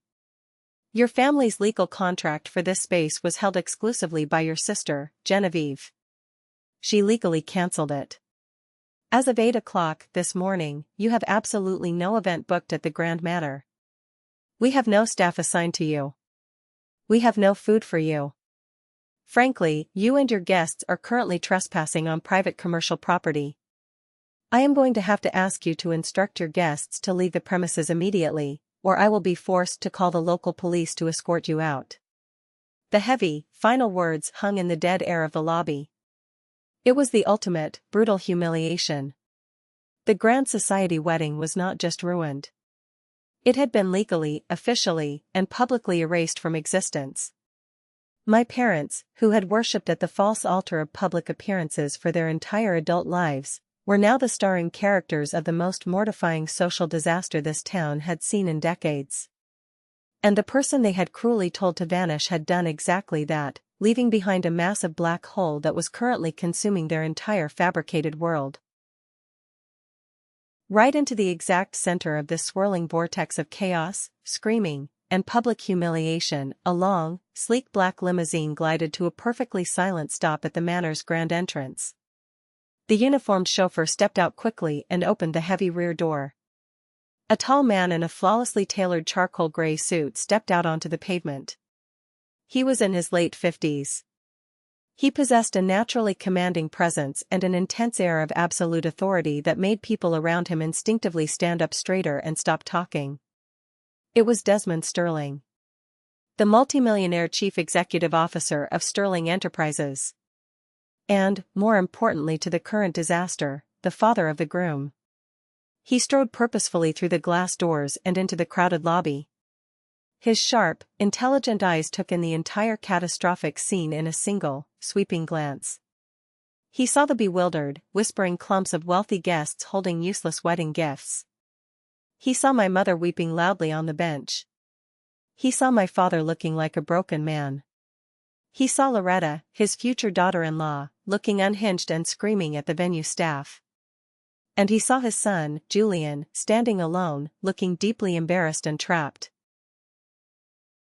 Desmond Sterling's face remained completely impassive. Not a single muscle twitched. But his voice, when he finally spoke, cut cleanly through the noisy lobby like a sharp shard of solid ice. "Julian," Desmond said, his tone demanding instant attention. "Can someone please explain to me exactly what in the hell is going on here? Where is the event we were invited to?" Julian practically ran to his father, looking incredibly relieved to have backup. His composed, lawyerly demeanor had completely vanished. "Dad, it is an absolute nightmare. Everything is cancelled. The venue, the food, the music. Nothing is here." "Cancelled?" Desmond raised one silver eyebrow. "By whom?" "By her sister. Genevieve," Julian said, running a hand through his hair. "She apparently called all the vendors this morning and pulled the plug. They had some kind of massive family fight last night. Loretta, seeing a powerful man she needed to impress, immediately rushed over. She aggressively shifted gears, instantly dropping her screaming rage and adopting her most earnest, tearful, victimized persona. "Mr. Sterling. Thank God you are here," Loretta cried, trying to reach out and touch his arm. He subtly stepped back. "This is entirely my jealous sister's doing. Genevieve is deeply, deeply mentally unstable, sir. She is consumed by a lifelong jealousy of my success. She has done this purely to sabotage my happiness and embarrass our good family in front of yours. We are victims here." My father, seeing his desperate cue to try and save face with the billionaire, chimed in nervously from the sidelines. "It is completely true, Desmond. The girl has always been highly difficult and resentful. We are profoundly mortified that you and your esteemed family have been dragged into her petty tantrum. We will handle her legally, I assure you." Desmond Sterling listened to their frantic excuses. He did not blink. He kept his hands casually in his suit pockets. His sharp gaze moved slowly from Loretta's fake tears to my father's sweating forehead, and then to my mother, who had stopped crying to watch the interaction. He let the heavy silence stretch out for a long, uncomfortable moment. His total lack of immediate response was far more unnerving than any angry outburst would have been. Finally, Desmond looked directly at Julian. "A family fight," he stated softly. "What, exactly, was the fight about last night, Julian? Did you witness it?" Julian, finding his footing under his father's intense scrutiny, nodded slowly. He looked at Loretta, his expression hardening. "I was sitting right there at the table, Dad. It was about money. Loretta wanted to add several $1,000s worth of expensive last-minute upgrades to the reception. Lobster, vintage champagne, a new photographer." Julian took a deep breath. Genevieve was the one planning everything. She told Loretta there was absolutely no money left in the budget. Genevieve stated she had already spent $15,000 of her own personal savings to fund the wedding, and the account was empty. Julian pointed a finger directly at my mother. Then, her mother looked right at Genevieve and told her that the greatest gift she could give Loretta was to vanish from the family forever. So, Genevieve stood up and left. The ugly, cruel words, repeated clearly in the quiet, echoing hall by an outsider, seemed to instantly suck all the breathable air right out of the room. The remaining guests stared openly, their mouths literally agape at the toxic family dynamic being exposed. Desmond Sterling's stoic expression instantly hardened into something resembling pure steel. A rapid flicker of intense disgust crossed his features. He looked at Loretta, seeing right through her tearful facade. He looked at my parents, dissecting their pathetic social climbing with his gaze. Then, a look of sudden, dawning recognition lit up his eyes. "Genevieve," Desmond said slowly, testing the sound of the name on his tongue. "Genevieve Harlan. I know that name." He turned his full, intimidating attention directly onto my father. He took one slow step forward. "Harlan. Let me ask you a very simple question. Do you have absolutely any idea who your youngest daughter actually is?" My father looked utterly bewildered. He stammered, What are you talking about, Desmond?" She is a good worker. She helps me out managing the inventory at the grocery store." Desmond Sterling let out a short, sharp bark of a laugh. It was a loud sound of pure, unadulterated contempt that echoed off the high ceiling. "Managing inventory?" Desmond shook his head in disbelief. "No, Harlan. Your daughter Genevieve is the brilliant marketing prodigy who nearly landed a massive, $55,000 regional consulting contract with my corporation 3 years ago. I interviewed her personally in my own office. She had more raw talent, strategic insight, and business acumen in her little finger than most of my senior executive staff have in their entire bodies." My parents stared at him, completely paralyzed by shock. Loretta's mouth dropped open. "She was scheduled to sign the final contract with me on a Friday morning," Desmond continued, his voice rising in volume, demanding the attention of everyone in the room. "She sent my assistant an email late Thursday night withdrawing her name from consideration due to a sudden, severe family financial emergency. I see exactly what that emergency was now." Desmond pointed an accusing finger at my father's chest. "She threw away her entire corporate future, and a massive salary, to come home and save your failing grocery store, didn't she? She took her own money to pay for this ridiculous party. And you threw her away." He took another step forward, his voice dropping to a low, dangerous rumble that was infinitely more intimidating than any loud shout. "You had a champion racehorse in your stable, Harlan," Desmond sneered. "And you blind fools were treating her like a cheap plow mule. You were so blinded by the cheap, superficial shine of this one," he gestured dismissively toward Loretta without even looking at her, "that you could not see the pure, solid gold standing right next to you." He let the heavy words hang in the air. It was a brutal, completely public indictment of their life's greatest, most shameful failure. Then, Desmond Sterling delivered the absolute coup de grace. "I am going to find your daughter," Desmond announced clearly, ensuring the entire lobby heard his promise. "And when I find Genevieve, I am not just going to offer her that old contract back. I am going to offer her a direct promotion to a senior executive role within my company, with a full benefits package and a starting salary that will make her sister's corporate consulting job look like a bad joke. I am going to give Genevieve the lucrative career, and the basic human respect, that you people were too ignorant and too cruel to give her yourselves." Desmond finally turned his chilling gaze toward Loretta. His eyes were filled with a cold, absolute finality. "Congratulations, young lady," Desmond said smoothly. "You got exactly what you wished for. Your sister has vanished. And in doing so, she has completely exposed you all for the pathetic, short-sighted, toxic fools you truly are. If you've made it this far, please do me a favor, like the video and comment number 1 down below. It lets me know how awesome you are and shows that you're right here with me on this journey. Your support is a massive encouragement and truly motivates me. Drop that one so I can recognize you, and now, let's get back to my story." The fallout from Desmond Sterling's verbal detonation in the lobby of the Grand Manor was swift, brutal, and absolutely complete. He did not wait around for my parents to offer a pathetic rebuttal. He simply turned his back on them, put a firm, protective hand on his son Julian's shoulder, and guided him straight through the crowd of stunned onlookers and out the front doors. As they walked past one of the tall cocktail tables near the exit, Julian suddenly paused. He looked back at Loretta, who was sobbing hysterically on the floor. With a quiet, highly deliberate movement, Julian twisted the massive, expensive diamond engagement ring off his own pinky finger, the matching band to the one he had given Loretta, and placed it down hard on the polished wood table. It made a sharp clink. It was a quiet, final divorce from the whole toxic Harlan clan before the marriage had even officially begun. Julian had seen the horrific reality of the family he was marrying into, and he had wisely chosen to run. The rapid departure of the powerful Sterling men was exactly like pulling the main power plug on a critical life support machine.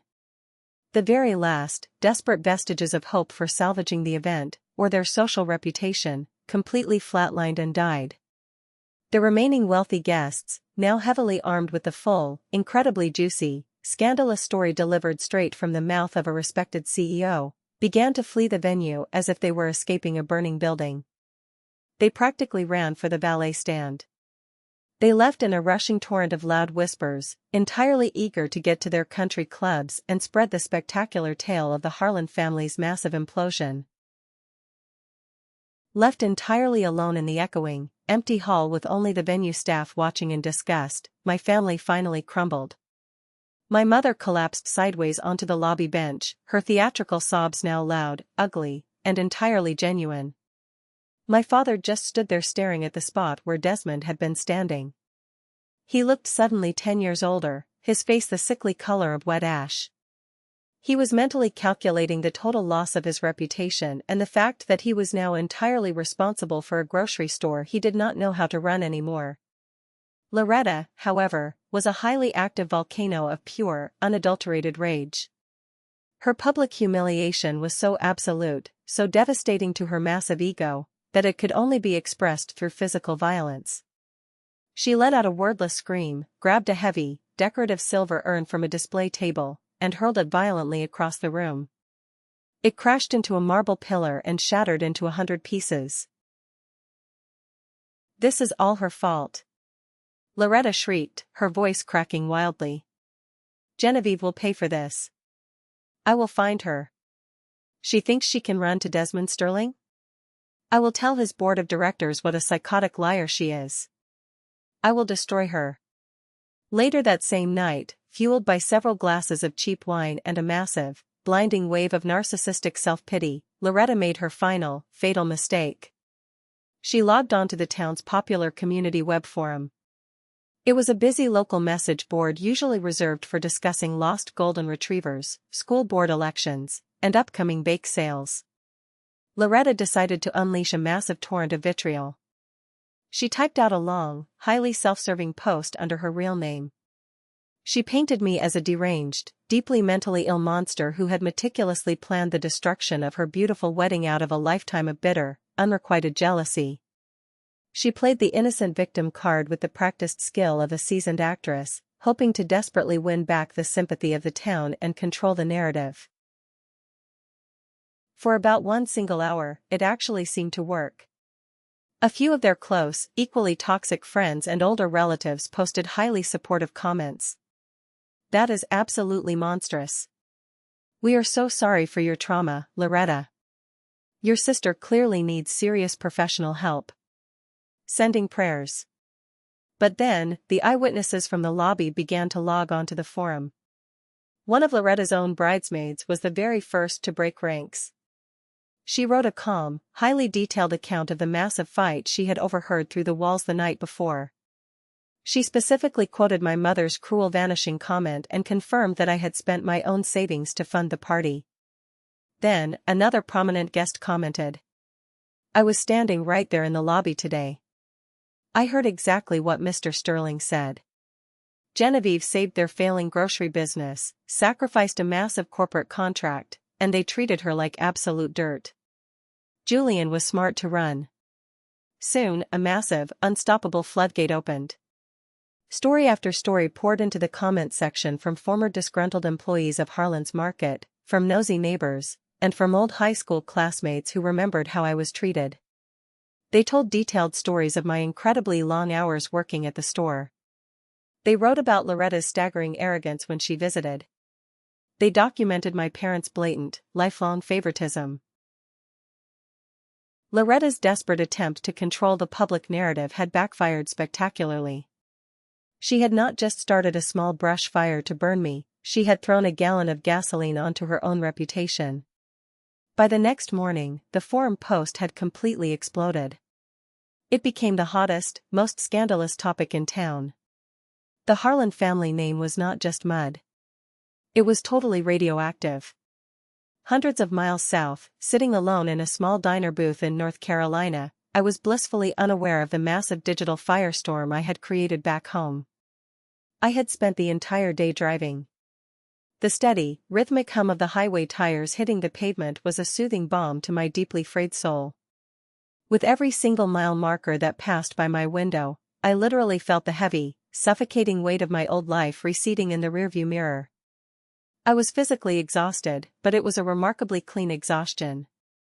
It was the deeply satisfying feeling of having finally completed a long, arduous, highly toxic journey. That evening, I sat in the diner, ordered a burger and fries, took a deep breath, and finally turned my primary cell phone back on. It immediately exploded in my hand. It vibrated continuously for 2 solid minutes as a massive backlog of notifications flooded the screen. I deliberately bypassed the dozens of angry, unhinged voicemails and furious text messages from my parents and Loretta. I went straight to a text message from my best friend, Blythe. "Holy crap, General, you need to log on to the town forum immediately. You are a literal folk hero. It is a bloodbath. Also, call me ASAP." With a sense of detached, almost clinical curiosity, I pulled up the community website on my phone browser. My jaw literally dropped open. I sat in that diner booth for the next hour, letting my burger get cold, slowly scrolling through the massive thread. I watched my family's complete public execution unfold in real time. I saw Loretta's desperate, lying initial post, and then I read the absolute avalanche of truthful comments that completely buried her. It was entirely surreal. My deeply private, lifelong pain had suddenly become validated public knowledge, and for the very first time in my existence, a large group of people were aggressively taking my side. Then, my phone buzzed with a new notification. I had a voicemail from an unknown number with a Charlotte, North Carolina area code. My heart skipped a tiny beat. I pressed play and held the speaker to my ear. "Ms. Harlan. Genevieve. This is Desmond Sterling." I stopped breathing. "I sincerely hope this cell number is still correct," the voice continued. "Your friend Blythe was kind enough to provide it to my office when I called looking for you today. I meant exactly what I said in that lobby this afternoon. I have a very lucrative business proposal I would very much like to discuss with you. Please give my direct line a call when you get a quiet moment." His voice was exactly as I remembered it from the interview 3 years ago. Calm, highly direct, and radiating absolute authority. It was the voice of a totally different world. A different, incredibly bright future. As I was sitting there staring at the screen in shock, another incoming call popped up. The caller ID read in bold letters, "Dad." A small, heavily conditioned part of my brain wanted to instinctively answer it. To smooth things over. To fix it. But another, much stronger part needed to hear it just once to confirm it was truly over. I needed to know exactly what they would say now that their entire fake world was lying in ashes around their feet. I hit the green button and answered. The voice on the other end of the line was not the booming, confident, demanding patriarch I knew. It was the thin, reedy, shaking voice of a totally defeated, desperate man. "Genevieve? Oh, thank God. Thank God," my father stammered. "Where are you?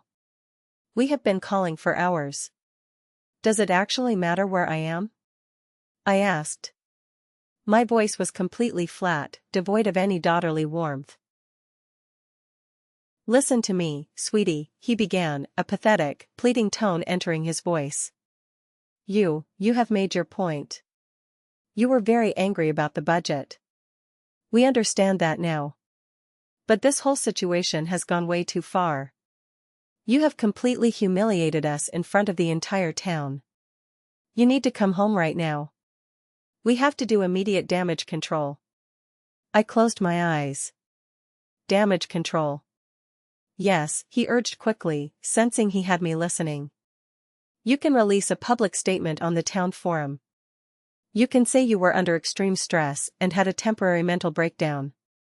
We can blame the pressure of the planning. We can easily fix this reputation issue, Genevieve. But I need you back at the store tomorrow. Sal the caterer sent an invoice for the cancelled food, and Mr. Henderson is threatening to pull the produce delivery because you didn't call him today. The sheer, unmitigated gall of the man left me completely breathless. Even now, after everything that had happened, after the public humiliation and the loss of the wedding, his very first instinct was to use me.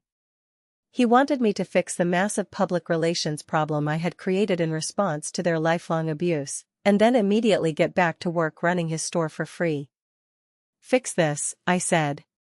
A cold, entirely humorless laugh escaped my lips, startling a waitress walking by my booth. There is absolutely no this left to fix, Dad. There is no we. You and Mom made that perfectly, undeniably clear last night at the dinner table. I am simply giving you exactly what you explicitly asked for. Do not be so incredibly dramatic, Genevieve, my father snapped, a flash of his old anger returning. This isn't just about us having a fight. This is about the Harlan family name. It is about the store's legacy. It is about your future inheritance. He trailed off, suddenly realizing exactly how pathetic and hollow the threat of an inheritance sounded when they were drowning in debt. The Harlan family name is entirely your problem now, I said. My voice was as cold and hard as forged steel. The store is your problem. The inheritance is a joke, isn't it? The money is gone. And so am I. You explicitly told me to vanish. I am taking your excellent advice. Genevieve, wait. Do not you dare hang up on me. I pulled the phone away from my ear, looked at the screen, and firmly pressed the red icon, instantly ending the call. Then, with a strange, beautiful sense of formal ceremony, I opened his contact profile and clicked block caller. I did the same for my mother. Blocked. I found Loretta's number. Blocked. Aunt Francine. Blocked. It was a rapid digital massacre. It was a final, cleansing purge of the toxic waste in my life. The lines of communication were permanently cut. The heavy chain was broken. The severance was complete. I picked up the phone again and dialed the Charlotte area code Desmond Sterling had left on my voicemail. That single phone call with Arthur Sterling completely changed the entire trajectory of my adult life. He did not just offer me a job over the phone, he offered me a massive lifeline to a new universe. 2 days after our initial conversation, I was sitting on a commercial airplane flying into Charlotte, North Carolina for an in-person executive meeting. I walked into the Sterling Enterprises corporate headquarters, a gleaming, massive tower of spotless glass and steel, feeling a brief wave of imposter syndrome. But Desmond treated me not as a charity case or a victim of family drama, but as a highly valued, fiercely intelligent colleague. He had kept my original marketing proposal in his desk drawer from 3 years ago. You had an incredibly rare instinct for the beating heart of a local business, Genevieve, Desmond told me, sitting across from me in his massive corner office that overlooked the sprawling city skyline. It is a rare gift to understand both the spreadsheet and the customer's soul. I want that specific gift working here for me. He made me an official offer that made my head spin. He appointed me senior marketing strategist for the entire Southeast Regional Division. The starting salary he put on the paper was significantly more than my father had ever made in his absolute best year running the grocery store. It came with comprehensive health benefits, a generous relocation package, a company car allowance, and most importantly, the chance to start over completely and totally free. I signed the contract on the spot. Asheville, a beautiful city nestled in the mountains where the regional corporate office was located, quickly became my new home. It was a vibrant city, alive with a creative, energetic pulse that felt a million miles away from the stagnant, deeply judgmental fishbowl of my hometown. The rolling green mountains that surrounded the city became my weekend sanctuary. For the very first time in my entire life, I felt like I could truly breathe deep. Work became my absolute salvation. I poured all the massive, fixing energy I had once wasted on my toxic family's endless drama directly into my new corporate career.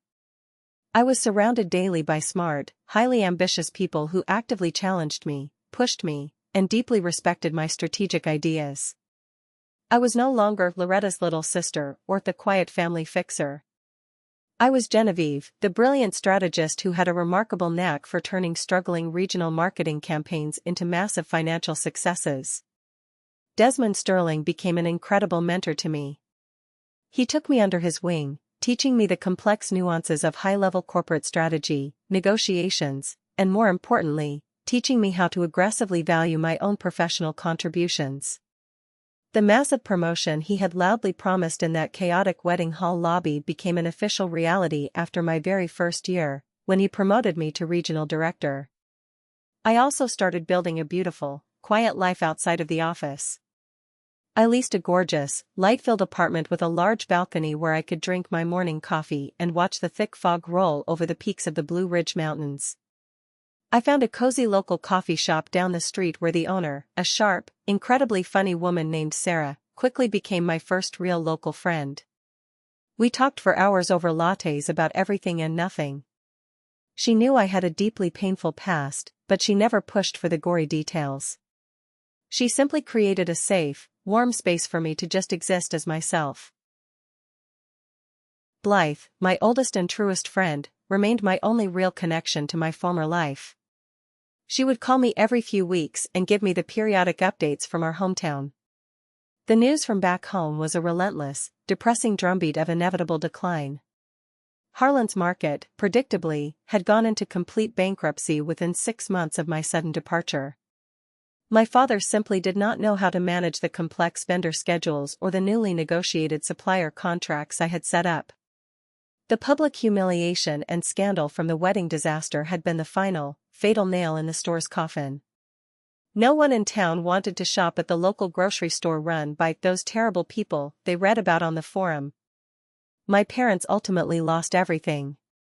They were forced to sell their big, beautiful, status symbol house to settle their mounting business debts. They moved into a cramped, depressing 2-bedroom apartment complex on the bad side of town. Loretta's life had imploded even more spectacularly than the store. After Julian officially broke off the engagement and took back the ring, her prestigious corporate consulting firm, deeply embarrassed by the highly public, messy scandal involving their biggest client's son, had quietly but swiftly let her go. No other reputable firm in the tri-state area would touch her resume. The last rumor Blythe had heard, Loretta was working as a shift manager at a local chain hardware store, ringing up screws and paint. She was a bitter, deeply angry shell of the golden girl she had once been. Hearing this news did not bring me the massive, cheering satisfaction I thought it might have when I first drove away. There was no active joy in hearing about their absolute misery. There was just a profound, hollow sadness for the staggering waste of it all. They had completely destroyed their own lives, and nearly destroyed mine, in their blind worship of a false, toxic idol of appearances. But my sadness for them was very distant now. It felt exactly like watching a sad documentary movie about people I used to know a long time ago. My real life was here in Asheville. It was in the clean, crisp mountain air. I was building something beautiful, something new, and something that was entirely my own, built straight from the ashes of the life they had burned down. Just as I began to feel truly settled, truly healed, and truly free, a dark piece of the past found its way to my new address. It was a thick, cream-colored envelope forwarded by Blythe. I immediately recognized my mother's familiar, elegant, looping handwriting on the front. My hands actually trembled slightly as I held it. Part of me wanted to walk directly to the trash can and throw it away unopened. But the deeply ingrained ghosts of childhood guilt and daughterly obligation are incredibly hard to exorcise completely. I took a deep breath, slid my finger under the flap, and opened it. The letter inside was an absolute masterpiece of emotional manipulation. It began with a flowery, tear-stained apology for the unfortunate, misunderstood words spoken in the heat of the moment that night. It then quickly pivoted to her current, tragic state. She wrote that she was terribly ill. A mysterious, wasting ailment, she called it, that the local doctors simply could not seem to diagnose. She claimed she was weak. She was rapidly fading. She spent most of her days confined to her bed in the small apartment. She wrote that my father was completely lost and struggling to cope with her impending loss. She said Loretta was a broken woman consumed by clinical depression. Then came the sharp, poisoned hook. Her one final, dying wish. The only thing that could possibly bring me peace in my final days on this earth, Genevieve, is to see you, she wrote. To look into your eyes, to plan my funeral with my family whole, and to heal the deep rift in our shattered lives before it is entirely too late. It was so perfectly, expertly crafted to prey on my oldest, deepest insecurities. My lifelong, deeply conditioned role as the family caretaker. It sent a sharp spear of heavy guilt straight into my chest. What if it was actually true? What if she was really, truly dying? Could I live with myself if I let my own mother die alone in a cheap apartment, believing her youngest daughter hated her? The old, toxic programming aggressively kicked in. The overwhelming urge to rush back, to fix the situation, to soothe their pain, was an incredibly powerful current, threatening to pull me right back under the dark water. I was so deeply conflicted that I took the physical letter down to Sarah's coffee shop. I needed an objective, outside perspective before I made a massive mistake. Sarah wiped her hands on her apron, took the letter, and read it silently. Her expression was completely unreadable. When she finished the last page, she folded it very carefully, slid it back into the envelope, and handed it back to me across the counter. Genevieve, Sarah said. Her voice was incredibly gentle, but firm as bedrock. I am not going to sit here and tell you what to do with your family. But as a completely objective observer? This letter has more massive red flags in it than a communist military parade. I looked down at the envelope. You think she is lying? A mysterious, fading ailment? Sarah quoted, using air quotes. Genuinely sick people do not talk like Victorian novel heroines, general desperate manipulators do. She is not asking for genuine forgiveness here. She is issuing a guilt-tripping summons to get her useful tool back. Her blunt words helped to immediately clear some of the thick emotional fog clouding my brain. Later that same afternoon, I briefly mentioned the situation to Desmond Sterling during one of our weekly strategy check-ins. Desmond listened intently, his hand steepled under his chin. He leaned back in his leather executive chair. Let me tell you a brief story, Genevieve, Desmond said. Early in my career, I had a trusted business partner who absolutely screwed me over on a major deal. A year later, he came crawling back to my office full of tears and apologies, claiming his new company was on the verge of total collapse, and he desperately needed my financial help to save it to feed his family. I almost fell for the tears. Then, I had my lawyers do their due diligence. He paused, looking at me.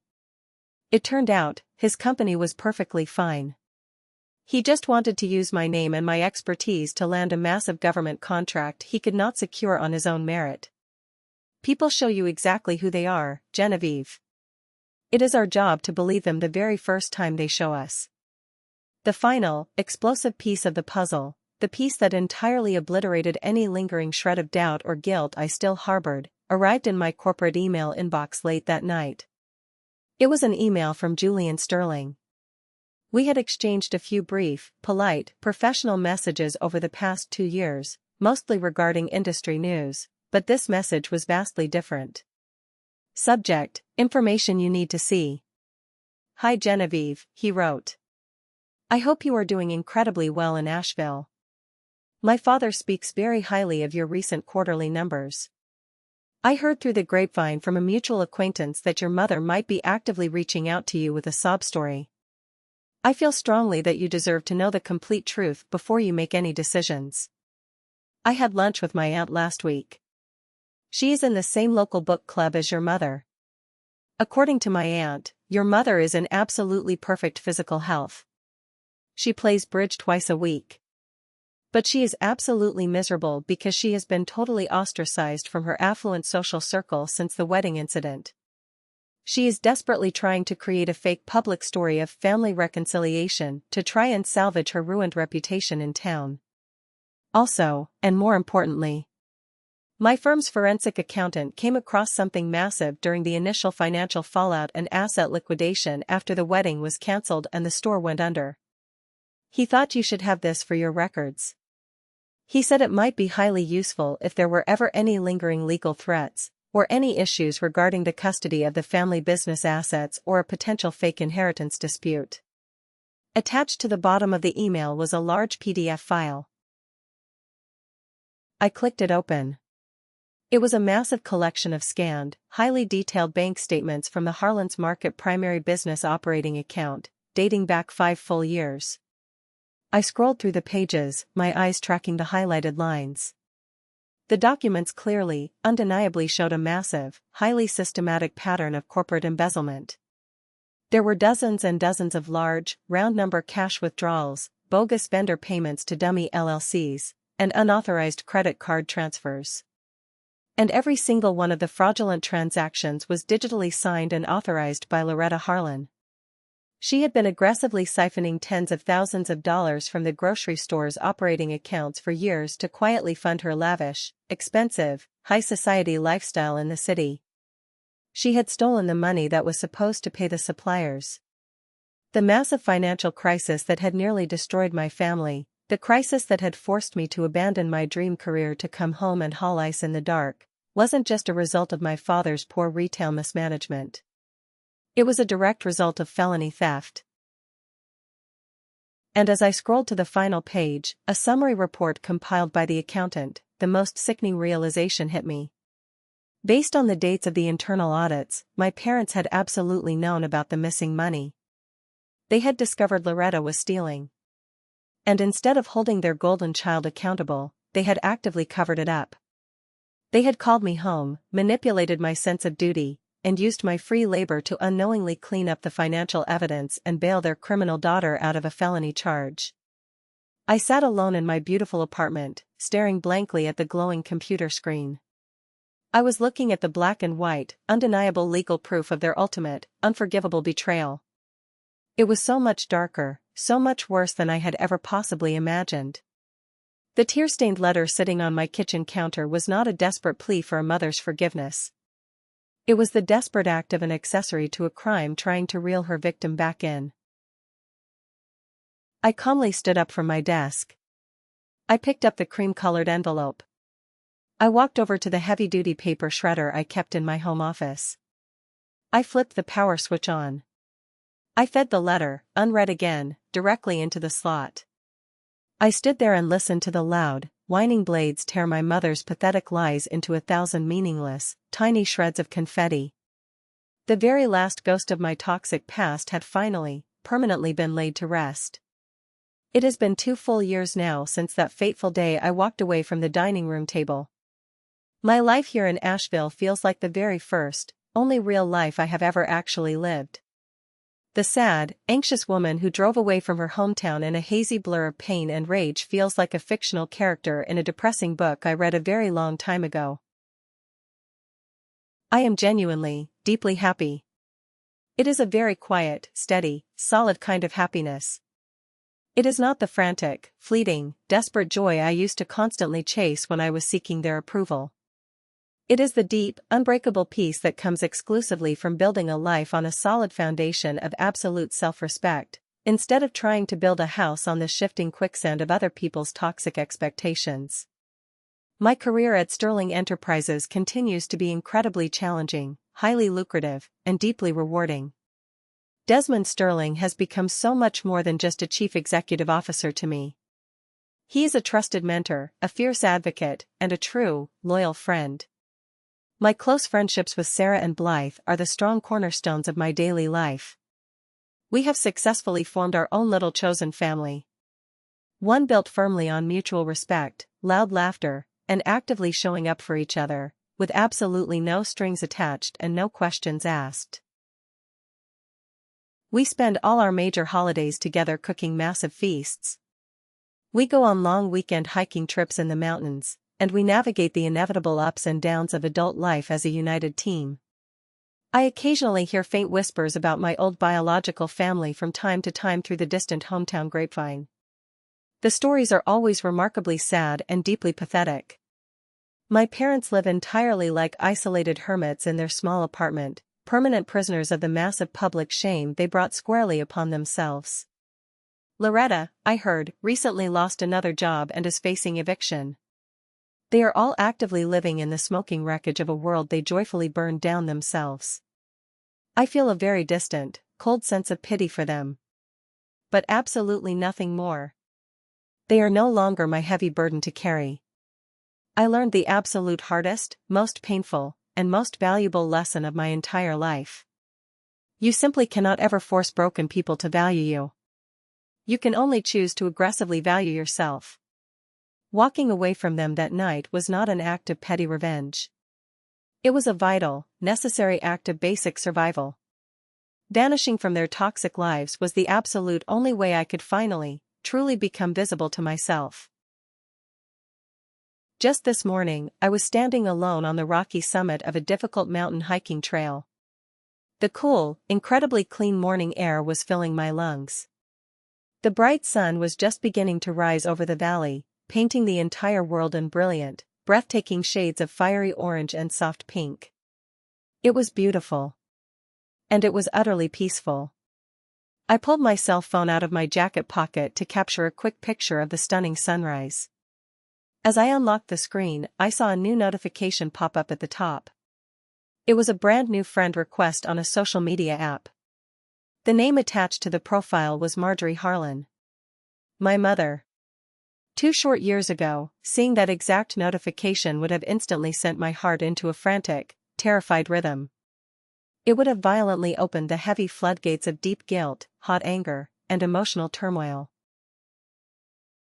But this morning, standing securely on top of the world, I just looked quietly at the small screen. I saw it exactly for what it truly was. It was just a weak ghost, knocking feebly on a heavy door that was no longer there. It was a final, desperate, pathetic attempt to try and pull me back into a dark story that had already permanently ended. With a perfectly calm, entirely steady finger, I pressed decline. Then, I navigated to the profile settings and I permanently blocked the account. I put my cell phone back into my warm jacket pocket. I took another deep, cleansing breath of the fresh mountain air, and I stood there and watched the sun fully rise over the horizon. The sky above me was incredibly vast, bright, and completely open. And for the very first time in my entire existence, it was all entirely mine. Thank you so much for listening to my story. I truly hope it resonated with you in some meaningful way today. It took me a very long, painful time to finally realize that my absolute worth was never determined by my toxic family's approval, and that real, genuine strength often means making the incredibly difficult choice to simply let go and walk away. Have you ever been in a difficult situation where you had to make a painful choice to sever ties in order to protect your own peace and sanity? I would be incredibly honored to read your personal story in the comments section below. And if you wouldn't mind, please give this video a like and hit that subscribe button so you do not miss whatever I decide to share next. Your continued support truly means the absolute world to me. Stay strong out there.